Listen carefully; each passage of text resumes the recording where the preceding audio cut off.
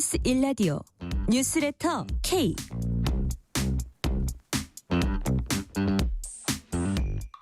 안녕하세요. 뉴스레터 K 진행하는 전종철입니다.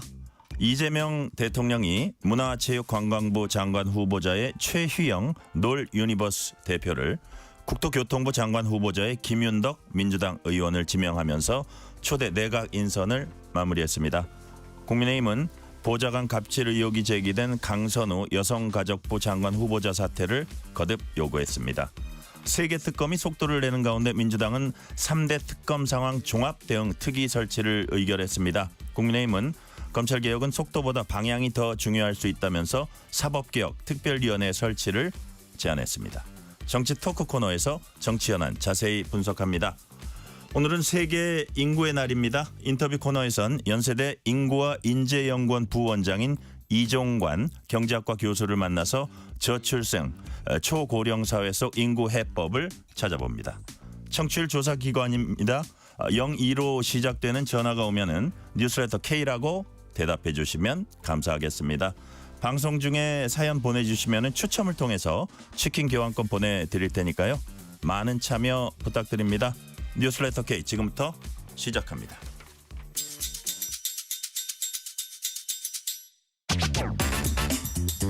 뉴스레터 K 정치 토크 조기현 민주당 법률위 부위원장 정광재 국민의힘 대변인 나오셨습니다. 어서 오세요.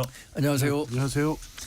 자, 우리가 본격적 토론 들어가기 전에 SNS X에서 화제가 된 대화 잠시 다루겠습니다. 이재명 대통령이 김민석 국무총리에게 오는 10월 경주 에이펙 아시아 태평양 경제협력체 정상회의 준비 현장 경주죠. 챙길 것을 지시했고 김 총리가 한 26분 뒤였습니다. 안 그래도 점검위에서 경주 가고 있다라는 답글 달았습니다. 넘버원과 넘버투 대통령과 총리가 국정지시 응답을 우리 상식으로는 조기현 부위원장님 통화 아니면 최소한 문자로 할 것 같은데 그렇죠. SNS 뭐 딴 사람이 또 볼 수 있는 거잖아요. 그렇죠. 이거를 통해서 했다. 어떻게 보셨어요? 많은 국민들이 보라고 하신 거 아닐까 싶어요. 그렇겠죠. 원래 네. 이재명 대통령께서 뭐 SNS 소통을 아주 오래전부터 활발하게 해오시고 있고 또 국민 또 그걸 보시는 분들이 계속 그에 호평을 해왔죠. 왜냐하면 실제 네. 뭐 성남시장일 때든 도지사일 때든 아니면 당 대표일 때든 주요하게 관심 있게 이재명 대표 행보를 보는 분들은 그 SNS를 보면서 실시간으로 어떤 판단하고 어떤 고민하고 있는지를 알 수 있으니까요. 근데 이제 국정을 책임지는 대통령과 총리가 SNS를 통해서 주요 지금 현안 과제인 에이펙 준비와 관련돼서 네. 대화 내용을 이런 거 보고 국민들께서도 좀 신선하게 느끼시는 것 같아요. 왜냐하면 이게 이렇게 준비되고 있고 대통령도 관심 갖고 있고 총리는 그 준비 상황을 확인하기 위해서 지금 경주로 현장 가고 있고 이걸 예. 실시간으로 확인하니까 국민들께서도 이제 국정이 이렇게 돌아가는 걸 내가 내 손 안에서 보고 있구나라고 판단할 수 있어서요. 중요하게 따로 그 협의해야 될 거는 뭐 따로 직접 만나서 하든 아니면 전화로 할 수는 있지만 이렇게 국민들께서 아셔야 되는 또 많이 알수록 좋은 내용들 SNS 통해서 이렇게 직접 소통하는 거 되게 좋은 것 같습니다. 자, 정광재 대변인 어떻게 보셨어요? 글쎄 뭐 신박한 방법이네요. 신박한 방법이라고 얘기하는 것은 이게 그동안 없었던 방식인데 일종의 뭐 보여주기식 소통 이런 면에서 관심을 끌 수 있을 것 같아요. 그런데 이 소통이라는 것도 이렇게 SNS상을 통해서 할 수 있는 한계가 있다고 봅니다. 그리고 또 하나는 6분 뒤에 그러니까 이재명 대통령이 SNS상에 메시지를 올린 후에 6분 뒤에 김민석 총리가 달았던데 그러면 우리나라 장관이나 총리는 맨 그 SNS에 뭐 이재명 대통령이 올리나 그것만 보고 있어야 되는 겁니까? 그러니까 여기에 매몰되는 것은 저는 뭐 좋은 방법은 아니라고 생각합니다. 국무위원과 대통령 또 총리 이렇게 소통할 수 있는 방법이 이것만 있는 건 아니잖아요. 이런 방식을 통해서 얻을 수 있는 게 국민들께 뭐 이렇게 투명하게 공개하겠다라는 것에 대한 뭐 인정을 한다고 하더라도 뭐 자신감 네. 뭐 이런 걸 수도 그런 걸 있고. 인정한다고 하더라도 이게 최선의 방법인가? 이런 부분에 대해서는 좀 고민해봐야 될 필요가 있을 겁니다. 물론 뭐 이걸 계속 하시겠다는 건 아니겠죠. 이것만 하겠다는 거겠어요. 이런 방식으로 국민들과 소통하는 거죠. 그냥 네. 그 중에 하나겠죠. 자, 이재명 대통령이 장고 끝에 문체부 장관 후보자 최휘영 놀 유니버스 대표 국토부 장관 후보자 김윤덕 민주당 의원을 각각 지명했습니다. 자, 문체부 장관 후보자는 뭐 잘 모르는 사람도 많을 것 같은데 김윤덕 의원은 워낙 중진 의원이고 이제 얼굴이 알려진 어떻게 보면 좀 안정을 택했다고도 볼 수 있는데 이 국토부 장관 후보자 고민을 많이 했을 것 같아요. 일단 조기현 부위원장 국토부 장관 후보자로서 적임자라고 보세요. 그렇죠. 안정적이고 국토교통위원회 위원을 또 했기 때문에 지금 국토교통 관련 현안에 대해서 누구보다 잘 알고 계시고 특히 문체부하고 국토부는 신중할 수밖에 없는 게 가장 중요한 현안이 두 개가 있는 겁니다. 네. 국토부 같은 경우에는 이 부동산 대책 관련해서 안정적으로 관리해야 되고 대통령의 철학과 이 향후 계획과 방향에 대해서 정확하게 실행할 수 있는 정도의 준비가 돼 있는 분야가 되기 때문에 여러 고민을 하던 중에 그래도 현역 의원이고 국토교통에 있었던 김윤덕 의원을 내정하신 것 같고요. 네. 문체부 같은 경우에 최희영 어떤 점이 대표. 발탁 배경일까요? 이 이재명 대통령께서 선거 때도 그렇고 이후에도 계속 강조하는 게 K 컨텐츠의 산업적 육성이잖아요. 네네. 300조 시장을 얘기하고 있는데 그걸 보면 어떤 한 분야에 치중되지 않고 뭐 이분이 경력을 보면 NHN 그러니까 네이버 전신 대표이사도 했고 YTN하고 연합뉴스인가요? 거의 기자도 했고 예. 그리고 이 주요 지금 논류 유니버스라는 회사 대표이사 그러니까 K 컨텐츠나 이런 거 관련돼서 산업과 언론 뭐 이런 두루 정통한 분인 거예요. 그러니까 봤을 때 지금 이재명 정부가 추구하고 있는 K 컨텐츠 산업의 강화 육성에 적임자라고 판단한 것 같습니다. 네, 정광재 대변인 일단 저 국토부 장관 후보자 어떻게 보세요?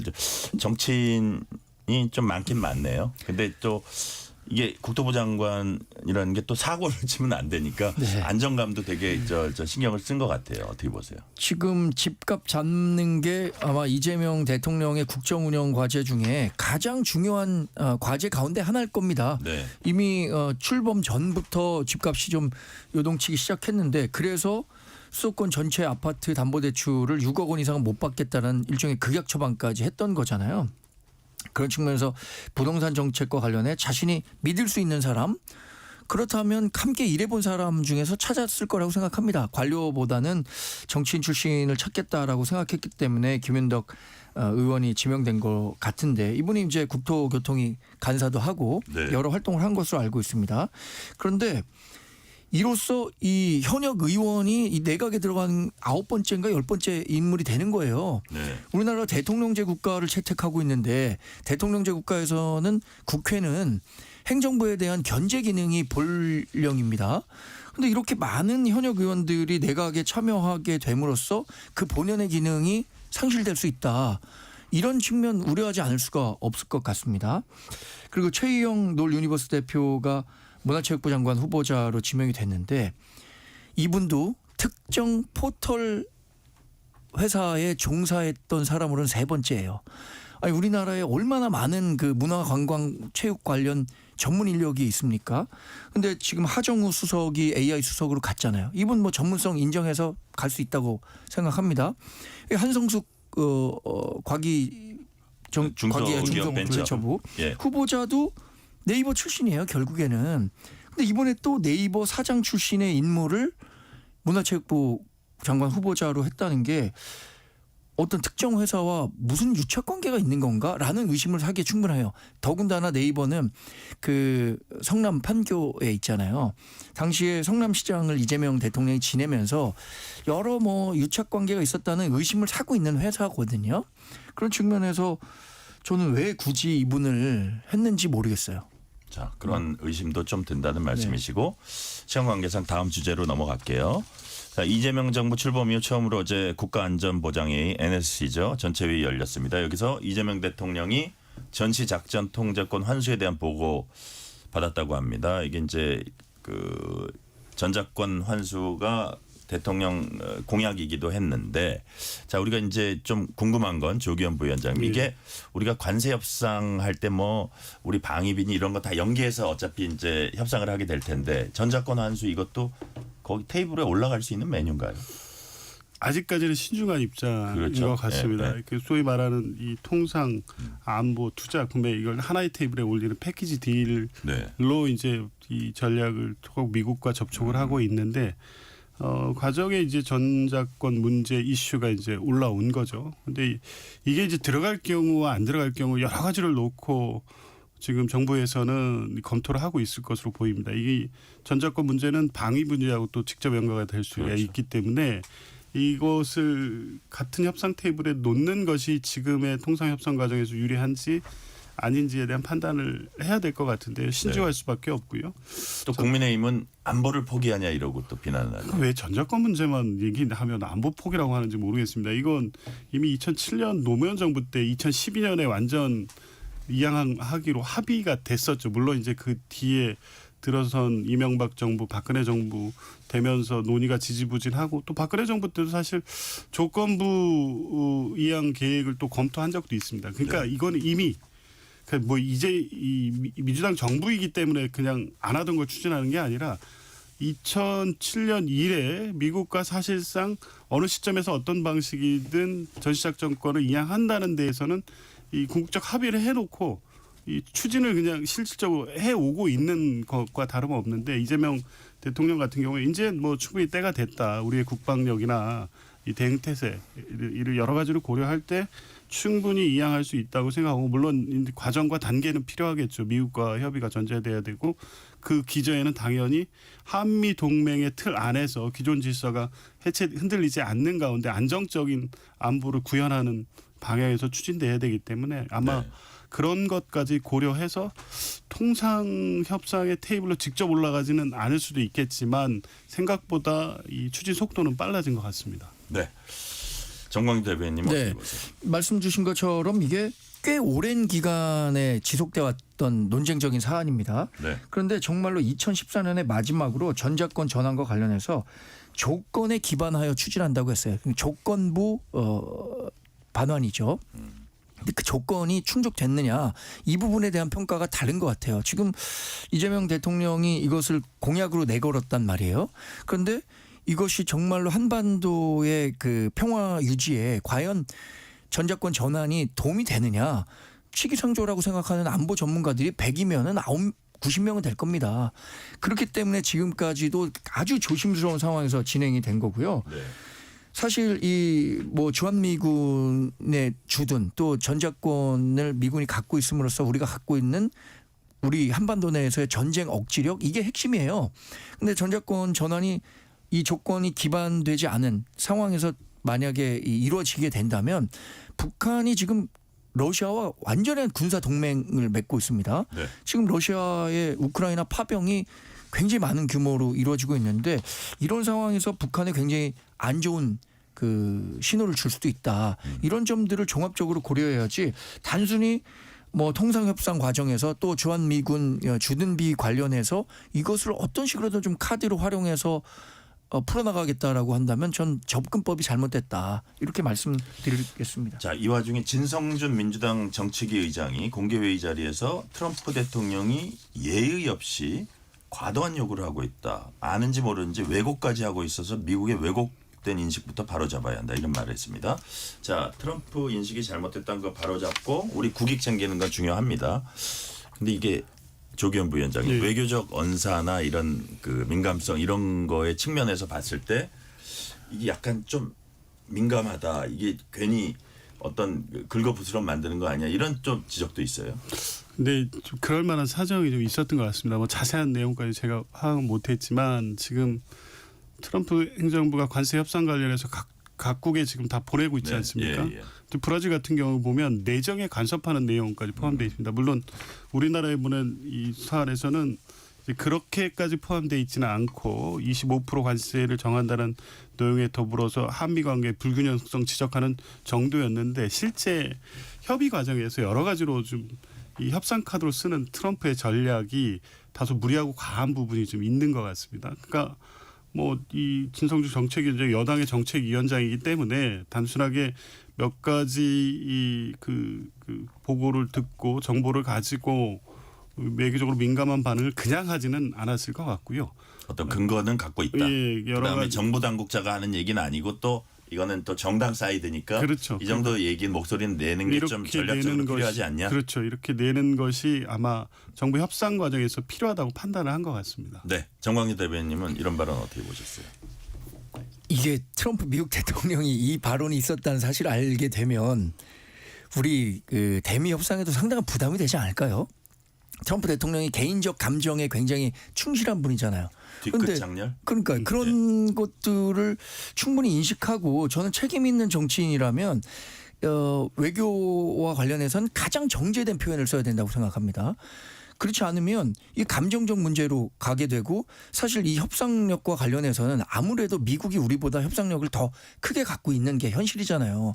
그런데 그런 협상력을 크게 가진 트럼프 대통령을 개인적 언사로 이렇게 자극하게 될 경우에 나중에 이재명 대통령이 가서 협상을 하는 과정에서 얼마나 도움이 될까? 저는 이게 마이너스면 마이너스지 도움이 될 것 같지는 않거든요. 진성준 지금 의원이 그냥 개별 의원도 아니에요. 정책위 의장을 맡고 있어요. 그러면 그 자리에 맞는 이야기를 하셔야 되는데 그 자리의 무게를 생각하지 않는 발언으로 국정 운영에 부담을 주면 저는 상당히 유감스럽게 생각합니다. 9818님이 이런 문자 주셨어요. 트럼프의 관세 폭탄에 여야가 함께 뭉쳐서 잘 대처했으면 좋겠습니다. 청취자들도 똘똘 뭉쳐서 뉴스레터 K 청취율 조사를 응원합니다. 고마운 문자 주셨고요. 자, 윤석열 대통령이 구속 이후 첫 내란 특검 출석 통보를 받았는데 본래 오늘 오후 2시에 나오라는 거였는데 건강상 이유로 조사에 불응했습니다. 특검은 구치소에 건강이 어떤지 한번 확인해 보라는 얘기도 했고요. 자, 조기현 부위원장님. 이럴 경우에 만약에 이런 게 반복된다고 하면 특검 측에서 할 수 있는 조치가 어떤 게 있습니까? 강제 구인이죠. 강제 구인. 수사관 보내서 예. 강제로 출석시키는 거죠. 형소법 절차 진행할 수 있다. 뭐 이런 게 바로 그런 거죠. 강제 구인을 얘기하는 겁니다. 그러니까 특검은 뭐 윤석열 전 대통령이 그 공수처 때부터 경찰 때부터 수사에 임하는 태도에 대해서 너무 뭐 잘 알고 있고 그게 이번 구속영장의 증거인멸 사유로도 이제 기재가 됐죠. 네. 그리고 특검이 출범할 때 분명히 천명함과 같이 윤석열 전 대통령이 이런 법을 악용한 소위 법 기술에 끌려다니지 않겠다는 입장을 분명히 했고 또 이 소환에 계속적으로 불응하는 상황에 대해서도 더 이상 이렇게 무기력하게 대응하지 전에 뭐 경찰이나 공수처처럼 하지는 않겠다. 이걸 좀 분명히 하는 겁니다. 물론 과거 이제 대통령의 이 구속 수감된 경우에 예우 차원에서 구치소 방문 조사도 하고 뭐 상황과 사정에 따라 그렇게 할 수 있습니다. 그리고 지금 윤석열 전 대통령 경우에 불출석 사유로 건강상의 이유를 댔으니까 일단 확인을 할 겁니다. 뭐 실제 어디가 아파서 이 구치소 내 그 수감기관 의료기관에서 네. 검진한 내용 이런 거 제출 요구를 받아보고 실제 그에 합당한 사유가 아님에도 불구하고 수사에 협조하지 않기 위해서 그런 이유를 들고 있다고 하면 아마 곧바로 강제 구인 절차로 가지 않을까 싶습니다. 네. 자, 네. 다음 질문으로 넘어가도 되죠? 아니 저도 한 한 말씀하실래요? 말씀만 드리자면 예. 이거 강제 구인으로 가는 거는 수순이에요. 이렇게 만약에 계속 안 나오시면 예. 이거는 제가 생각에 특검이 원하는 바입니다. 이런 식으로 해서 윤석열 전 대통령이 수사에 적극적으로 응하지 않기 때문에 우리가 어쩔 수 없는 방법으로 데리고 오는 거다. 그럼 또 이제 뭐 호송차 타고 나와서 하는 장면 연출될 거 아닙니까? 그럼 그게 과연 누구에게 도움이 될 거냐? 윤석열 전 대통령 측에 도움이 될까요? 전 그 장면 보는 많은 국민들이 윤 전 대통령의 마음을 헤아릴 것 같지 않거든요. 윤 전 대통령이 왜 그럴까요? 뭐 만약에 이른바 뭐 건강상 이유가 그렇게 심각하지 않다면 뭐 이른바 뭐 지연 전략이라는 해석들이 나오고 있는데 그게 특검이라는 게 아무리 시간이 정해져 있다고 하더라도 결국에는 그 어떤 결과물을 만들어내고 끝낼 겁니다. 이 지연 전략이라는 게 현실적으로 유효한 전략인지 제가 저는 보기에는 좀 서두를 것 같은데. 그래서 어차피 네. 지연한다고 해도 사실 소용이 별로 그렇죠. 없어요. 의미가 없습니다. 이게 이거. 지금 방어권이라는 것도 보장은 돼야 되지만 방어권이 갖고 있는 한계가 있잖아요. 좀 제가 변호사는 아니지만 그래서 지금 윤석열 전 대통령 측 변호인단이 갖고 있는 전략이라는 게 조금 잘못된 것 같아요. 그래요. 자, 그러면 이거 한번 여쭤볼게요. 해병대원 특검은 윤석열 전 대통령 자택 압수수색했습니다. 조태영 당시 안보실장, 임종득 당시 안보실 2차장 주거지 등도 압수수색했고 김태효 같은 아크로비스타 산다고 합니다. 전 국가안보실 1차장 피의자 신분으로 소환 조사했고요. 자, 국민의힘은 뭐 윤상현, 임종득 의원, 지금 임종득 지금 의원이죠. 의원 압수수색 두고 망신 주기, 과잉 수사, 정치 보복, 야당 탄압이라고 비판했습니다. 자, 정광기 대변인. 예. 근데 조경태 당권 주자 조경태 의원은 이런 거 갖고 정치 보복이라고 하지는 말자 또 이러더라고요. 어떻게 보십니까? 우리 당의 다양한 스펙트럼이 있죠. 스펙트럼이 참 넘습니다. 저는 임종덕 의원에 대한 압수수색에 대해서는 법원이 압수수색 영장을 발부했으니까 물리적으로 이것을 제한하거나 우리가 막을 방법은 없다고 생각합니다. 그러나 정치적 주장은 할 수 있다고 생각해요.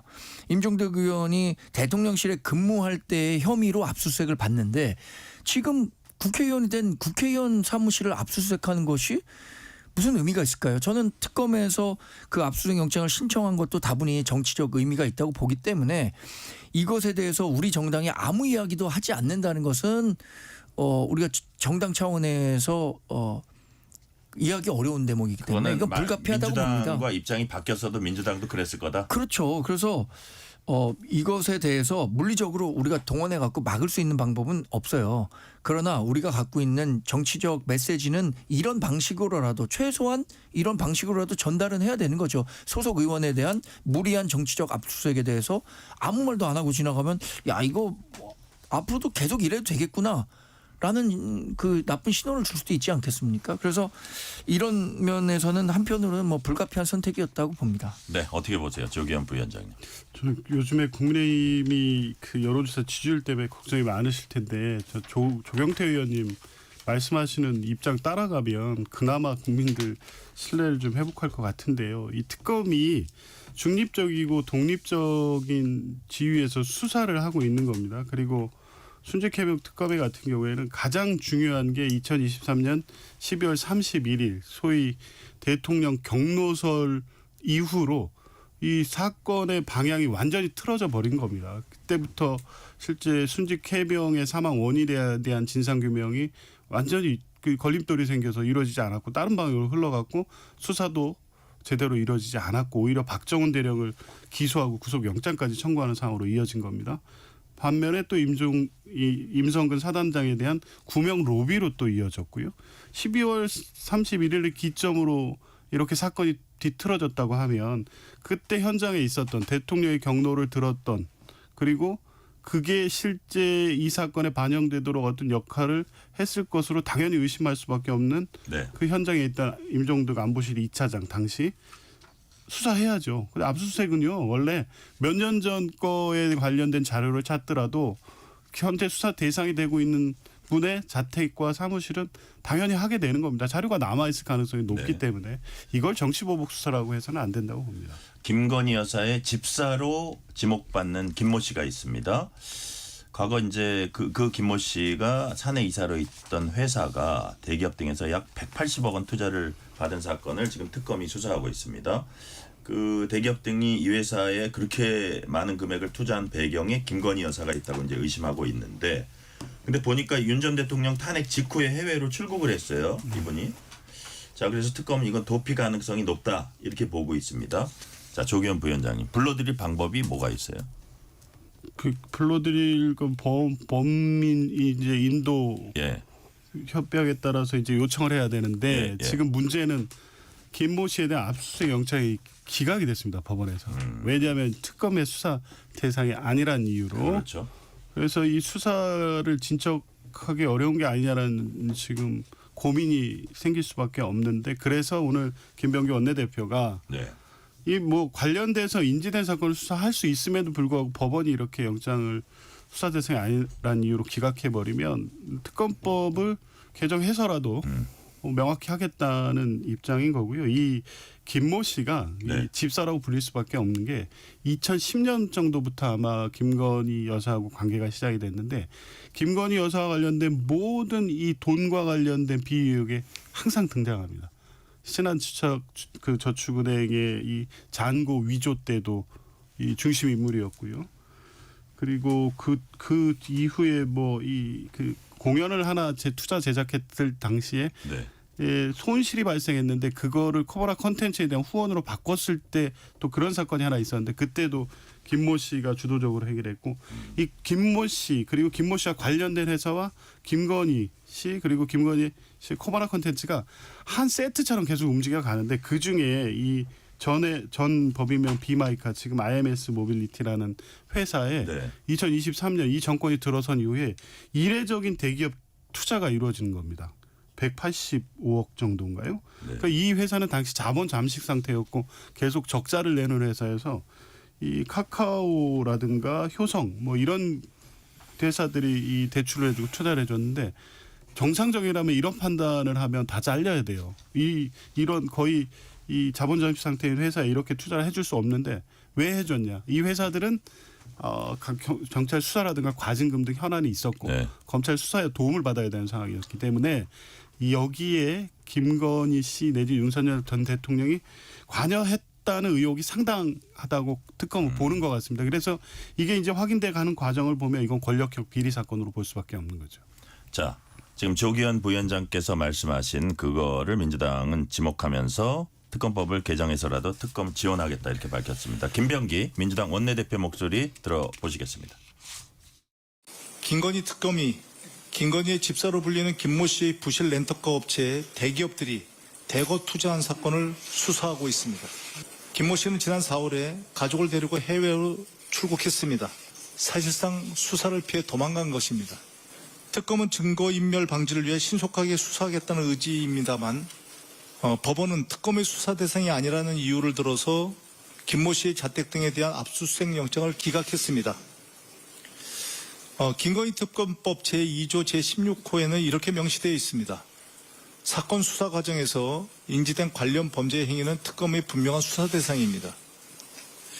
국민의 상식으로 좀 이해할 수 없는 결정입니다만 필요하다면 특검법을 개정하는 등 특검을 적극적으로 지원하겠습니다. 김건희 일당 버꾸라지들이 특검의 수사망에서 빠져나가는 일이 절대 없도록 하겠습니다. 자, 정광재 대변인. 예. 윤석열 우리가 이제 교통 듣고서는 이제 국민의힘 얘기를 할 건데 예. 윤석열 전 대통령 부부하고 자꾸 절연을 하려 그러잖아요. 네. 전횡에 대해서 반성한다. 네. 전횡을 막지 그걸 못한 점. 자본 당규에 네. 넣는다 막 이러는데 자꾸 국민의힘으로 부담이 오네요. 네. 그 멀어지려 그러는데 이거 국민의힘에 고민이 있을 것 같아요. 큰 고민. 이 내용이 어떻게 특검이 인지해서 수사를 하게 됐는지는 뭐 정확히는 알 수는 없겠습니다만 네. 제가 뭐 김건희 여사와 관련한 의혹에 대해서 뭐 비호할 생각은 없습니다. 이게 만약에 실제로 어떤 부당 거래에 그러니까 외압에 의한 뭐 투자가 이루어졌다라는 의혹이 있다면 전 특검이 아니라 일반적인 그 법 체계 내에서 검찰이 수사를 하면 되는 거지 왜 특검에서 이거를 해야 되는지. 특검은 이미 16개 사안을 만들었잖아요. 네. 그리고 더군다나 정권 바뀌어서 검찰의 수사권이라는 건 지금 정부가 갖고 있는 거 아닙니까? 그러면 특검을 통해서 할 것이 아니라 정상적인 수사가 이루어져서 이런 그 의혹이 실제가 있었는지를 규명하면 된다고 생각하고요. 네.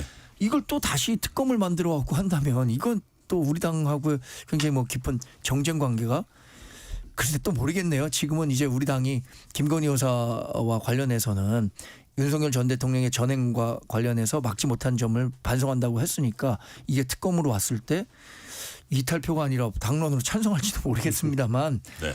뭐 의혹이 있다면 규명의 필요성은 있다고 봅니다. 네.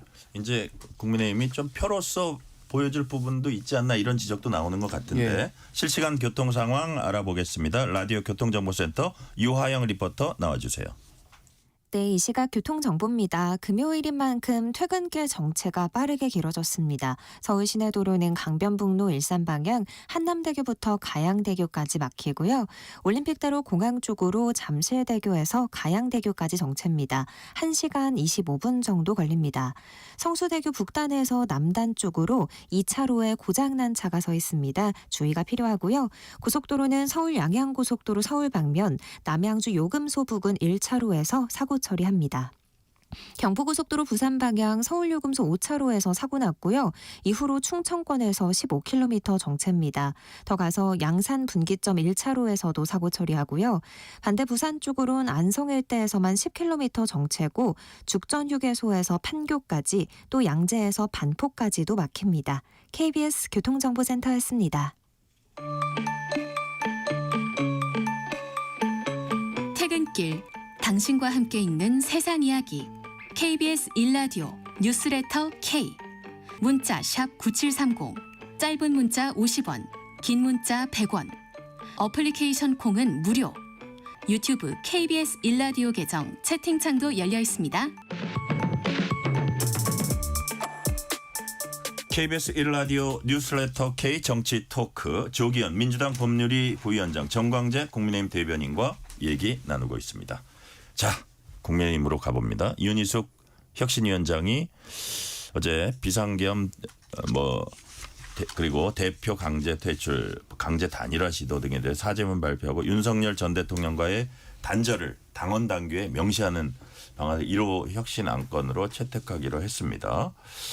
자, 근데 정광재 대변인. 네.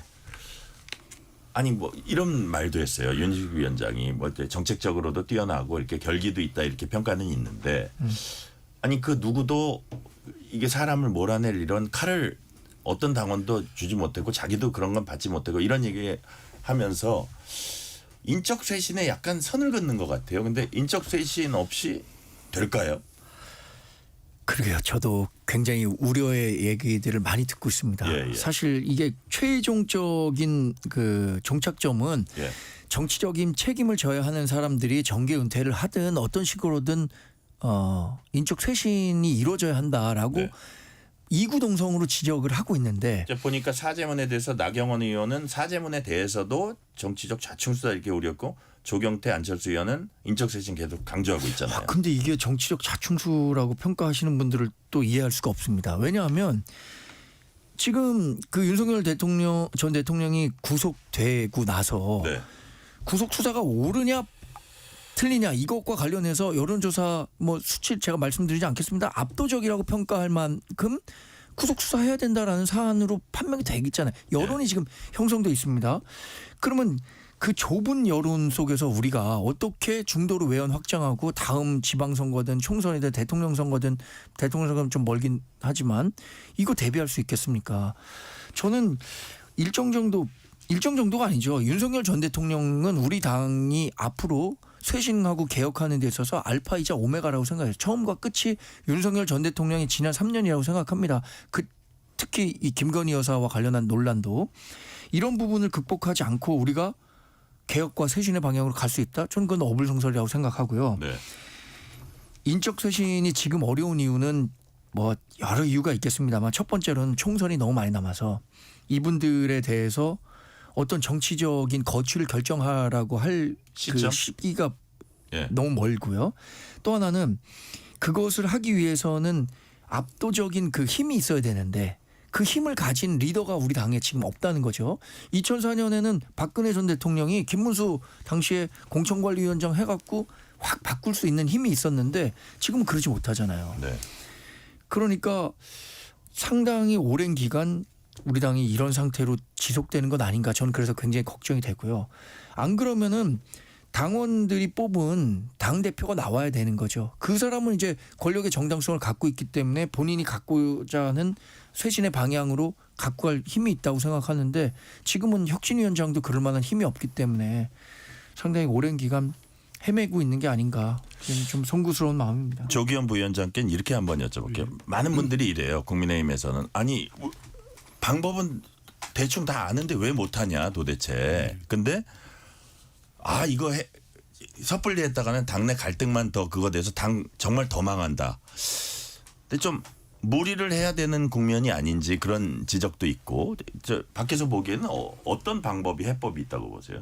그렇죠. 상식적으로 보기에는 완벽하게 지금까지 국민의힘을 지배해왔던 일종의 친윤의 어떤 네. 이런 구도를 해체하는 수준의 혁신 그런 메시지 그리고 실제 실천까지 이어져야 되는데 그게 어려운 게 소위 말하는 언더 친윤 밑에서 실제 당을 움직이는 실세들은 그 기득권 구조를 여전히 지키고 있고 그게 상당수고 그분들이 혁신을 방해하고 그분들이 윤석열 전 대통령과의 관계 정리도 반대하고 있는 거 아닙니까? 그래서 그런데 또 그걸 혁신을 추진하고자 하는 사람은 그들을 어떻게 누를 힘은 없고 힘이 없는 거죠. 그러니까 밖에서 거기에 고민이 있군요. 그러니까 김용태 전 비대위원장도 그렇고 윤희숙 비대위원장도 저는 마찬가지라고 보는데 그런 얘기 아무리 지금 뭐 윤석열 대통령과의 갈 문제, 김건희 여사의 전행 같은 거 당원 당규에 넣는다고 하더라도 네. 실제 당에 아직도 막강한 영향을 행사하는 분들이 따로 있고 그분들의 입장이 전혀 그에 동조하지 않을 텐데 네. 외부적으로 그 선언을 한다고 이렇게 추진 동력이 생기겠습니까? 그러니까 이제 할 수 있는 게 결국 그 김용태 비대위원장도 마찬가지였는데 당원들의 당심을 통해서 한번 판을 엎어보겠다는 건데 그 자체로 가는 과정에 미치지도 못하고 또 좌초되지 않을까 싶은 예감입니다. 저는 네, 그 정광훈 대변인. 예. 이른바 뭐 언더 친윤이나 이런 당내 기득권 세력이라고 하는 분들이 예. 지금의 시기를 이렇게 생각하는 것 같아요. 버티면 된다. 결국에는 3년이라는 시간이 남아 있으니까 지금 우리가 뭐 오늘 갤럽 여론조사 수치 좀 말씀드려야 되나요?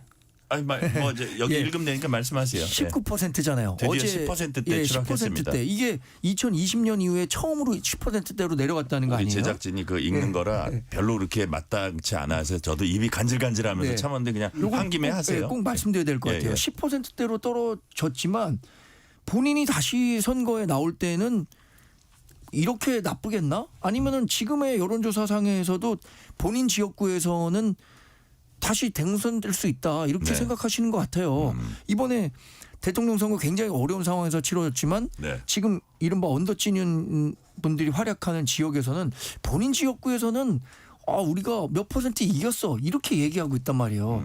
그러니까 이게 저처럼 원외에 있는 사람들은 야 지금 정말 위기다. 우리 당이 존립을 걱정해야 될 정도의 위기다. 이렇게 빠졌다고 얘기하는데 네. 그분들은 지금이 뭐 이렇게 위기라고 생각하는 것 같지도 않고 시간이 지나면 이 위기는 극복할 수 있다라고 생각하기 때문에 그분들이 또 당의 이제 중심에 있기 때문에 그 쇄신의 동력이 약해질 수밖에 없는 그런 네. 악순환에 있다고 생각합니다. 자, 자세한 여론조사 뭐 조사 기관 그거는 제가 좀 이따 읽어드리기로 하고요.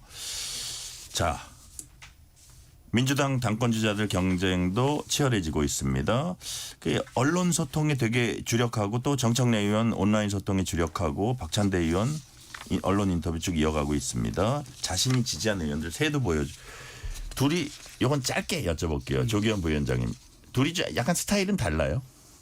완전히 다르죠. 그냥 그렇죠? 보시기에도 뭐 정청래 위원장은 뭐 긍정적으로 평가 사이다. 그냥 네. 시원시원하잖아요. 지금 그냥. 약간 접전 양상입니까? 어떻습니까? 그렇죠. 그래요? 그렇게 보여집니다. 이제 초반에는 그냥 이렇게 보여지는 뭐 조사를 통해서 확인된 내용은 아니지만 박찬대 의원이 다소 유리하지 않겠느냐 했는데 네. 실제 레이스가 본격화되면서 형성되는 여론을 보면 팽팽합니다. 그리고 이게 당원, 대의원, 국민 여론조사 이렇게 구성이 되기 때문에 어느 한편의 조사만을 가지고 지금의 판세를 섣불리 예측하기도 어려워서요. 실제 이제 이번 주부터 본격화되는 지역 순회 경선 과정에서 형성되는 어떤 이 판세를 좀 봐야 될 것 같은데 여전히 뭐 팽팽한 상황으로 보입니다. 국민의힘은 검찰개혁 필요성에는 기본적으로는 동의한다면서 사법개혁 특위를 구성하자고 제안을 했습니다. 송원석 비상대책위원장 목소리 들어보시겠습니다. 우리 국민의힘에서도 검찰개혁의 필요성에 대해서 기본적으로는 동의합니다. 우리는 서민과 범죄 피해자의 인권 보호를 최우선시하는 검찰 시스템 개혁이 필요하다고 생각합니다. 특히 검수완박으로 이미 현실화된 수사 지연과 수사 공백 문제를 해소하기 위한 대안 마련을 고민하고 있습니다. 이에 더불어민주당에 제안을 합니다. 22대 국회 사법개혁특위를 구성하고 검찰개혁에 대해 논의합시다. 검찰개혁처럼 중요한 사안에 대해서는 속도보다 방향이 더 중요할 수 있습니다. 더불어민주당이 속도전에 매몰되어 무리한 입법 폭주를 강행한다면 그 피해는 결과적으로 고스란히 서민과 약자의 몫이 됩니다. 사개특위에서 여당과 머리를 맞대고 국민과 역사 앞에 책임 있는 개혁 논의를 이어갈 것을 제안합니다. 자, 질문 드리기 전에요. 정광재 대변인 말씀하신 거 한국갤럽이 지난 8일부터 10일 사이 전국 만 18세 이상 1,002명에게 지지한 정당 전화조사원 조사로 물은 결과 국민의힘 19% 기록했습니다. 자세한 결과 중앙선거 여론조사심의위원회 홈페이지 참고하시면 됩니다. 자, 정광재 대변인님. 네. 민주당의 검찰개혁안 어느 정도 얼개는 많이 알려졌잖아요. 네. 지금 그런 데 있어서 국민의힘이 동의하는 부분은 어떤 거고 좀 우려스럽다고 싶은 부분은 어떤 부분인지 어떻게 됩니까? 일단 민주당의 얼개는 검찰청 폐지하고요. 네. 공소청을 설치하고 중대범죄수사청을 설치하고 국가수사위원회 이렇게 만들겠다는 거잖아요. 네. 지금 민주당이 검찰개혁 4법으로 얘기되는 이 법안들을 당권 주자들이 추석 전에 하겠다 이렇게 속도전을 얘기하고 있잖아요. 예, 예. 근데 우리가 107석만 가진 소수 야당으로서 이것을 물리적으로 막을 수 있는 방법은 없습니다. 그러면 우리의 의견이 충분히 반영될 수 있을 정도로 우리도 한번 논의에 동참해 보자라는 뜻으로 해석할 수 있고요. 사실 이 검수완박법이 네. 문재인 정부에서 임기 한 달 남겨놓고 통과돼 갖고 그 후유증이 굉장히 커요. 실제 일선에서 사건에 대한 범죄 검거율이 급속히 떨어졌고요. 사건 수사 기간은 굉장히 길어졌다. 이런 통계들이 계속해서 나오고 있어요. 이런 거에 대한 온전한 피해는 다 국민에게 전가되고 있는 거거든요. 그렇게 방치할 것이 아니라 적극적으로 의견 개진하면서 이런 내용으로 가야 된다라는 식으로 우리가 전략을 바꾼 거라고 봐야겠죠. 네. 자, 조기현 부위원장님, 사개특위 같이 구성해서 같이 논의하자. 민주당 입장은 어떻습니까? 그냥 시간 끌겠다는 거죠, 뭐. 아, 그래요? 예, 이 지금 민주당이 내놓은 4개 검찰 그 사법개혁 법안들이 이게 뭐 어제 오늘 갑자기 민주당은 어차피 이거는 안 받는 거네요. 그럴 것 같습니다. 예. 이거 뭐 어제 오늘 논의되어 온 얘기도 아니고 이미 21대 국회에서도 다 제출됐던 법안들이고요. 네. 같이 테이블에 앉는다고 해서 좁혀질 입장 뭐 이런 게 있겠습니까? 그냥 일방적 반대 입장을 갖고 민생 뭐 이런 이 명분을 삼아서 문제 제기를 하면서 시간을 끌려고 하는 것 같은데 저는 적어도 국민의힘이 이 수사기소 분리법안 문재인 정부 말기에 있었던 이걸 가지고 뭐 민생을 연계시켜서 비판하면 안 된다고 봅니다. 왜냐? 그렇게 해서 다시 이 대통령령으로 다 복귀시켜 놨지 않습니까? 뭐 그렇게 해서 진행된 수사인데 그 이후에 검거율 수사율을 얘기할 문제는 아니고 수사 지연을 더군다나 제일 중요한 거는 그렇게 해서 운영한 이 소위 검찰 정권이 대표적인 사건으로 인천 세관 그 마약 사건 무마 의혹 이거 이제 수사를 해야 될 텐데요. 이게 가장 중요한 민생 사건에서 검찰이 오히려 이 수사를 막은 게 아니냐는 지금 의혹 이 부분 대단히 중요합니다. 실제 그러니까 뭐 결국 민생에 대해서 검찰 수사권 분리되고 이 혼란이 민생에는 더 좀 어려움을 줬다 이렇게 얘기하지만 실제 그런 결과가 발생하지 않았다는 거죠. 네. 네, 근데 정광재 의원님 급하게 짤막하게, 처리하다 보면 항상 부작용이 있는 거죠. 지난번에 공수처 급하게 만들다 보니까 지난 그 내란 수사 관련해 갖고 수사권이 있네 없네 엄청난 사회적 논란을 일으켰잖아요. 그래서 그 개혁의 방향으로 가되 그 방향의 속도보다는 그러니까 개혁의 속도보다는 방향이 중요하다는 말씀을 드립니다. 네. 자, 다음 주부터 본격적인 인사청문회 전국이 시작됩니다. 월요일부터 이제 뭐 한 동시다발적으로 시작이 되는데 지금 국민의힘 입장에서는 낙마 1순위로 강선우 여성가족부 장관 후보자 뭐 그 비슷하게 이진숙 교육부 장관 후보자. 자, 조기현 부위원장님 보좌진 갑질이요. 과연 뭐 가사 이런 거 시킨 적 없다고 했는데 그건 거짓이다 이러고 또 어디서 뭐 재반박이 나오고 뭐 거짓 해명 논란까지 좀 번지고 있는데 네. 어떻게 보십니까? 이게 좀 정부 여당에서 고민하는 분위기입니까? 아니면 그래도 다 안고 간답니까? 다 지금 나온 문제 제기는 예. 뭐 보기에 좀 부적절해 보이는 부분이 있는데 이게 실제 갑질로 볼 만큼의 이 부당한 지시, 부당한 행위였는지에 대해서는 사실 확인 조금 더 필요할 것 같습니다. 그리고 이게 상시적으로 그렇게 돼 왔고 피해자가 다수인지 뭐 이런 것도 확인이 안 되고 실제 그 문제 제기를 했던 보좌진이 그런 실제 그렇게 수리를 해라 집사처럼 그렇게 부리는 일을 당해왔던 피해 발언이 이게 사실인지에 대한 확인이 어느 정도 돼야 된다고 보고 강선우 후보자도 이제 그게 사실이 아니라는 입장을 밝혔으니까 물론 네. 이제 보도에 의해서 그게 아닌지 아니냐는 또 추가 보도가 있어서 이제 그 부분을 예의주시하고는 있습니다. 특히 뭐 보좌진의 문제는 민주당 보좌진 또 전체에 관련된 문제이기 때문에요. 이거 네. 그냥 우리 후보자니까 무조건 보호하겠다 이런 건 아니고 근데 적어도 지금까지 나온 정도로 아직은 뭐 강선우 후보자가 장관직을 수행하기 어려운 정도의 결격 사유는 아니다 이렇게 보고 있습니다. 또 이제 승진의 경우까지 카운트됐을 수는 있지만 46차례 5년 동안 보좌진 교체했다면 이게 뭐 정상적인 수치는 아닌 것 같은데 현재로서 여러 가지 거기다가 게시판에 어떤 뜬 글이 있어서 누가 봐도 강선우 후보자를 최고위원 나왔을 때 지칭하는 것 같은데 네. 그거를 또 누군가 밝히려고 한 정황도 있어도 뭐 여러 가지 얘기가 있습니다. 뭐 시계 얘기도 있고. 자, 근데 정광규 대변인 네. 그 이진숙 교육장관 후보자도 보니까 뭐 자녀 불법 조기 유학이라든지 아니면 논문 10여 차례 제자 논문 표절 및 가로채기 이런 네. 게 교육 정책하고도 연결되는 것들이에요.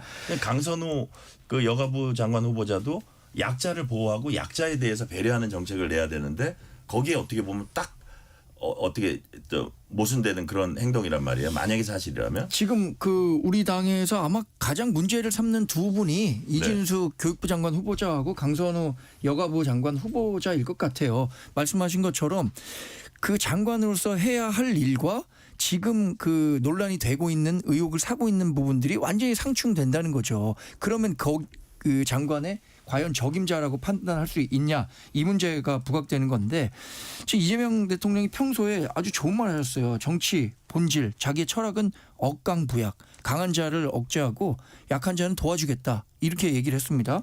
근데 두 분의 공통점은 제가 오늘 논평에서도 설명했지만 억약부강이에요. 약자는 억제하고 약자는 그러니까 좀 갑질하고 강자에는 오히려 약한 모습.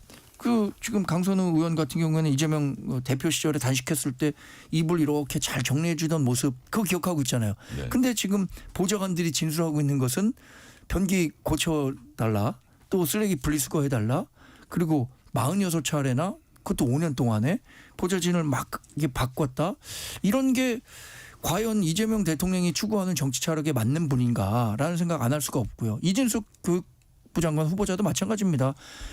학생들은요 지도교수의 엄청난 약자예요. 그 사람들의 그 연구 결과를 표절했다는 의혹이 있고 또 하나 어떤 공식 행사에 가서 뭐 교수들끼리 굉장히 충돌을 빚으면서 학생들이 벌벌 떨었다는 거 아닙니까? 그 자리에서 그런 모습을 연출했던 분이 교육행정을 총괄하는 자리에 가는 게 옳은가라는 그 원초적인 질문을 드리는 거죠.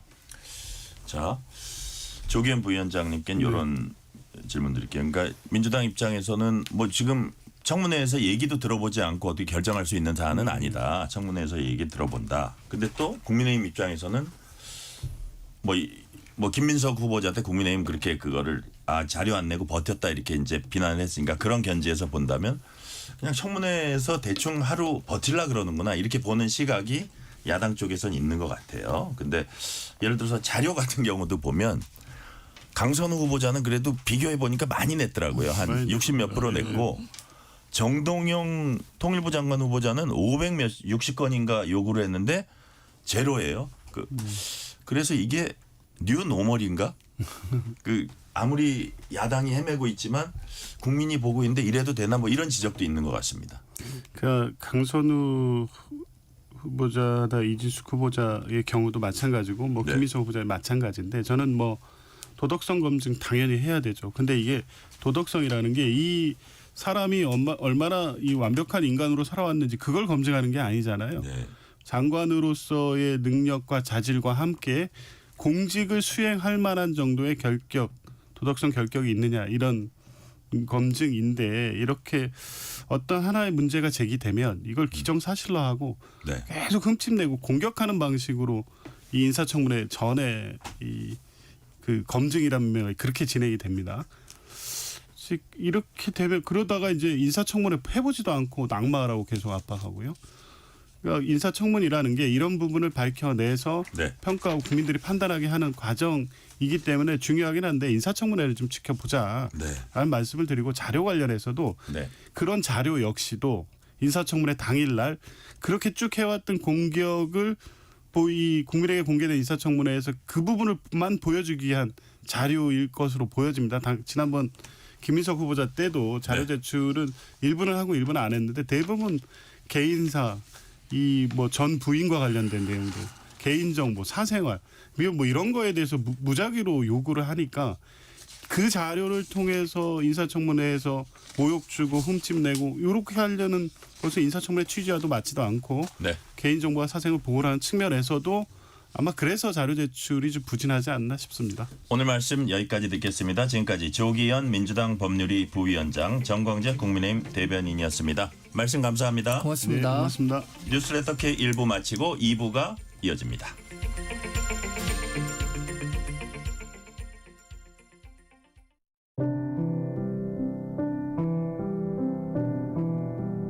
KBS 라디오 연중기획 희망충전 대한민국 646번째 이야기. 안녕하세요. 아나운서 유지원입니다. 수업이 끝나자마자 집으로 달려가는 유원이. 한창 친구들과 어울리고 싶은 13살이지만 유원이는 아빠의 곁을 비울 수가 없습니다. 3년 전 뇌졸중으로 쓰러진 후 거동이 힘든 아빠. 오른쪽 편마비와 뇌기능 손상으로 대화도 불가능하고 대소변도 받아내야 하며 식사도 묽은 죽만 삼킬 수 있습니다. 이렇게 유원이가 아빠를 돌보는 동안 엄마는 황태 공장에서 일을 하는데요. 황태 한 마리 손질에 150원. 하루에 300마리를 다듬어야 하는 엄마의 손끝은 억센 가시에 찔린 상처들로 가득합니다. 붉게 달아오른 엄마의 손을 볼 때마다 마음이 무거워진다는 유원이. 하루빨리 자라서 집안에 든든한 버팀목이 되고 싶은 마음뿐입니다. 유원인의 가족이 지금보다 안정된 환경에서 생활할 수 있도록 여러분의 마음과 응원을 보내주세요. 여러분의 따뜻한 손길이 희망의 빛이 됩니다. ARS 060-700-1580 060-700-1580 한 통화 3,000원으로 희망을 선물해 주세요. KBS 라디오 연중기획 희망충전 대한민국은 초록우산 어린이재단, 인탑스 주식회사, 그리고 청취자 여러분과 함께합니다. ARS 060-700-1580 한 통화 3,000원입니다.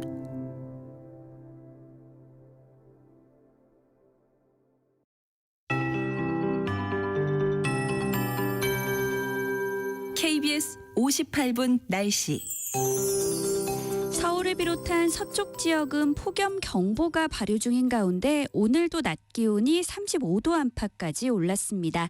강원도와 경상남북도는 시원한 동풍의 영향으로 30도 안팎에 머문 곳이 많았는데요. 토요일인 내일도 오늘과 비슷한 기온을 보이겠습니다.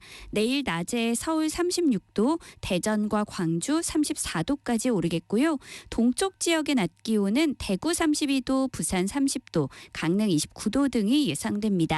밤 사이에는 서쪽 지역과 제주도를 중심으로 열대야가 나타나는 곳이 있겠습니다. 한편 모레 일요일부터는 다시 덥고 습한 남서풍이 유입되면서 며칠간 더위가 조금 덜했던 동해안 지역도 다시 낮 기온이 30도를 웃돌면서 폭염특보가 내려질 전망입니다. 오늘 저녁까지 전남 서부 지역에는 소나기가 오는 곳이 있겠습니다. 내일도 대부분 지역이 대체로 맑겠는데요. 다만 제주도는 모레까지 10에서 많게는 80mm 정도의 비가 내렸다 그치기를 반복하겠고요. 지금 제주도와 전남 섬 지역에는 강풍주의보가 발효 중입니다. 내일까지 강한 바람을 주의하셔야겠습니다. 다음 주 중반에는 곳곳에 비가 내릴 전망입니다.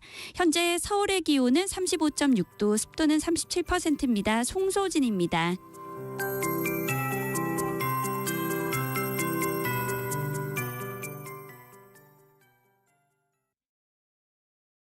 정성을 다하는 국민의 방송 KBS가 6시를 알려드립니다. AM 711kHz, FM 97.3MHz, KBS 1라디오입니다. HLKA.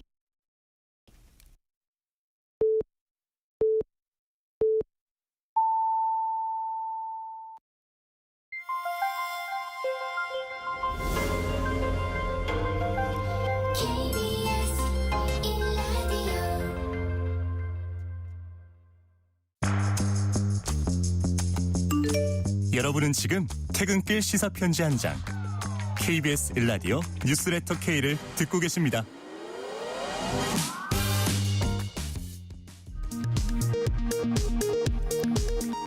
이 시각 라디오 정보센터 뉴스입니다.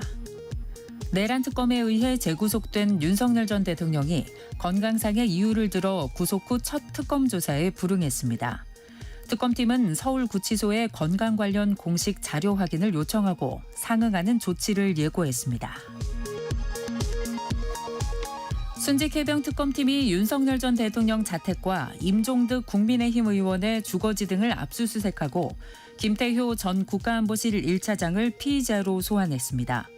국민의힘은 야당 탄압 압수수색이라며 반발했습니다. 이재명 대통령이 문화체육관광부 장관 후보자의 최휘영 놀유니버스 대표를, 국토교통부 장관 후보자의 더불어민주당 김윤덕 의원을 각각 지명했습니다. 이로써 19개 부처의 장관 후보자 지명이 모두 완료됐습니다.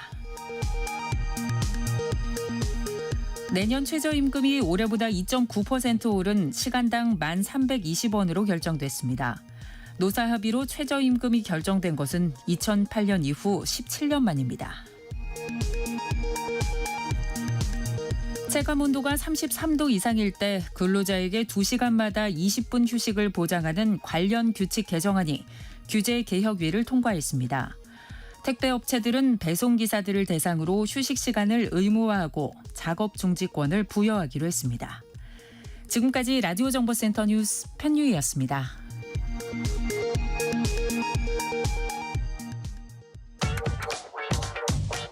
뉴스의 진수를 보여주는 인터뷰. 뉴 진수.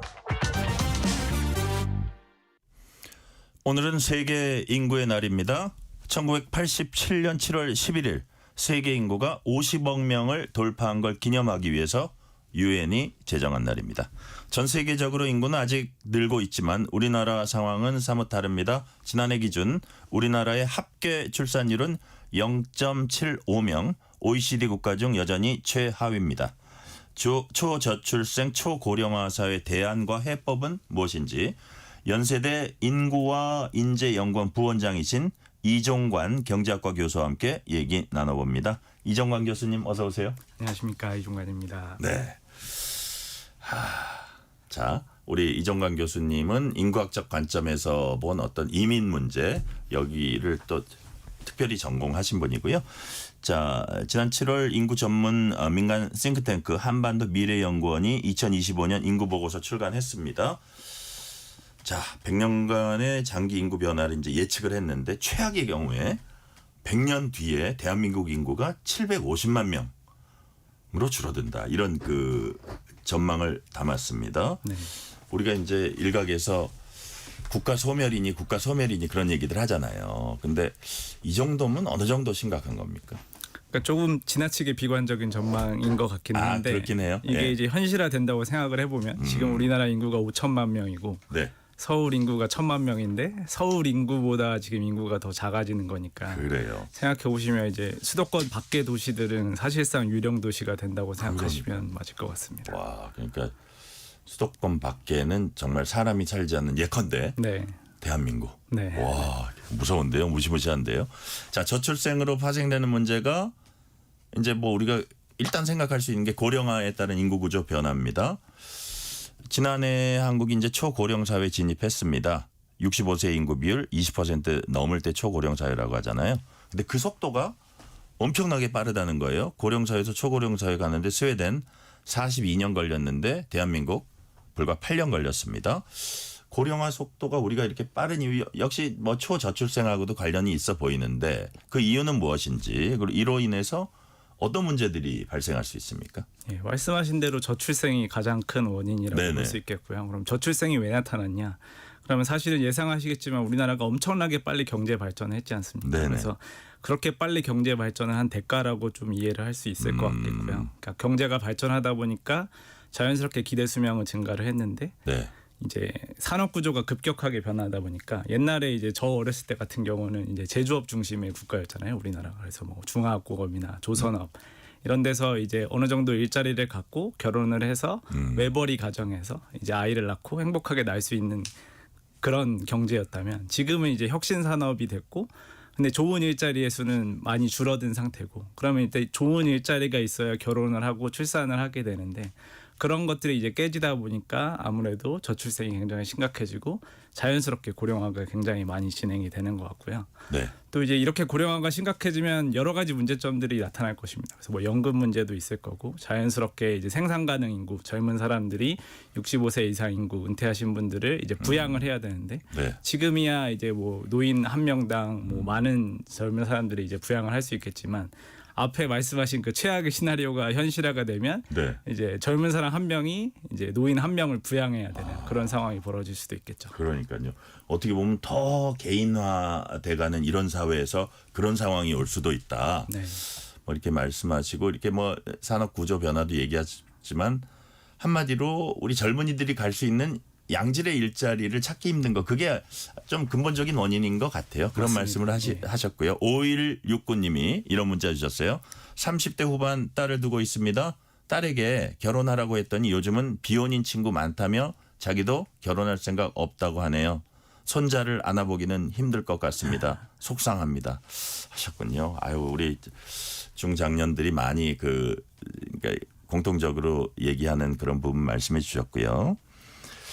자, 인구 구조 변화가 사회 문화적으로 미칠 영향도 커 보입니다. 아까도 뭐 유령 도시 말씀하셨는데 지방 소멸하면 유령 도시 늘어나고 또 독신 가구 늘게 돼서 사회적인 고립감 이런 것도 뭐 더 전체적으로 보면 커지지 않나 이런 생각도 들고 하는데 자, 우리 이종관 교수님이 보시기에 고령화 저출생이 불러올 앞으로의 사회적 변화 어떤 것이 제일 우려됩니까? 제일 우려된다기보다 조금 생각해 볼 만한 문제가 네. 지역적으로 되게 분리될 수 있을 것 같습니다. 지역적으로 그러니까 예를 분리된다. 예. 노인만이 사는 지역이 있는 반면에 이제 젊은 사람들이 많이 사는 지역이 생길 수 있고 어떤 지역은 노인만 살고 네. 어떤 지역은 젊은 사람만 살고. 그러니까 왜냐하면 경제 규모, 인구 규모가 작아지다 보면 네. 결국은 예를 들면 자녀를 있는 가정들 같은 경우는 뭐 학교도 보내야 되고 학원도 보내야 되다 보니까 아무래도 모일 수밖에 없거든요. 네네. 그러면은 이제 자녀가 있는 가정만 있는 지역이 있는 반면에 또 이제 노인분들 많은 지역은 노인분들이 또 누려야 될 시설 같은 것들이 있잖아요. 예. 그러면 그런 식으로 이렇게 지역별로 굉장히 많이 갈라질 수 있을 것 같고요. 그러다 보면 이제 자연스럽게 세대 간의 이제 의사소통도 단절이 되고 지금도 네. 이제 세대 간 갈등이 굉장히 심각하다고 하는데 이제 자연스럽게 우리 집, 우리 동네에서 만날 수 있는 할아버지 할머니도 없고 뭐 할아버지 할머니들 입장에서는 아이들을 볼 수 없는 상황들 그런 상황들이 생기다 보면 굉장히 이제 사회 통합 같은 게 저해될 가능성도 있을 것 같습니다. 그러니까요. 자, 2025 인구 보고서는 젊은이들의 사회 인식도 다뤘습니다. 직장인 익명 커뮤니티 블라인드에 올라온 결혼 출산 관련 게시글을 분석해 보니까 결혼 키워드로는 사랑보다는 돈 혹은 집이 더 비중 있게 언급됐고요. 아울러서 출산 육아 관련 글에서는 기쁨보다는 공포가 더 많이 언급됐습니다. 우리가 저출산 저출생 이거를 볼 때 아까 말씀한 어떤 구조적인 산업적인 어떤 그런 일자리 얘기도 하셨지만 좀 이렇게 그 개인화돼 가고 그런 인식도 많이 한몫하는 것 같아요. 네, 맞습니다. 아무래도 그러니까 내 주변의 친구들이 결혼도 안 하고 그러니까요. 자녀도 안 낳다 보니까 그런 게 이제 더 심각해지는 것 같고요. 네.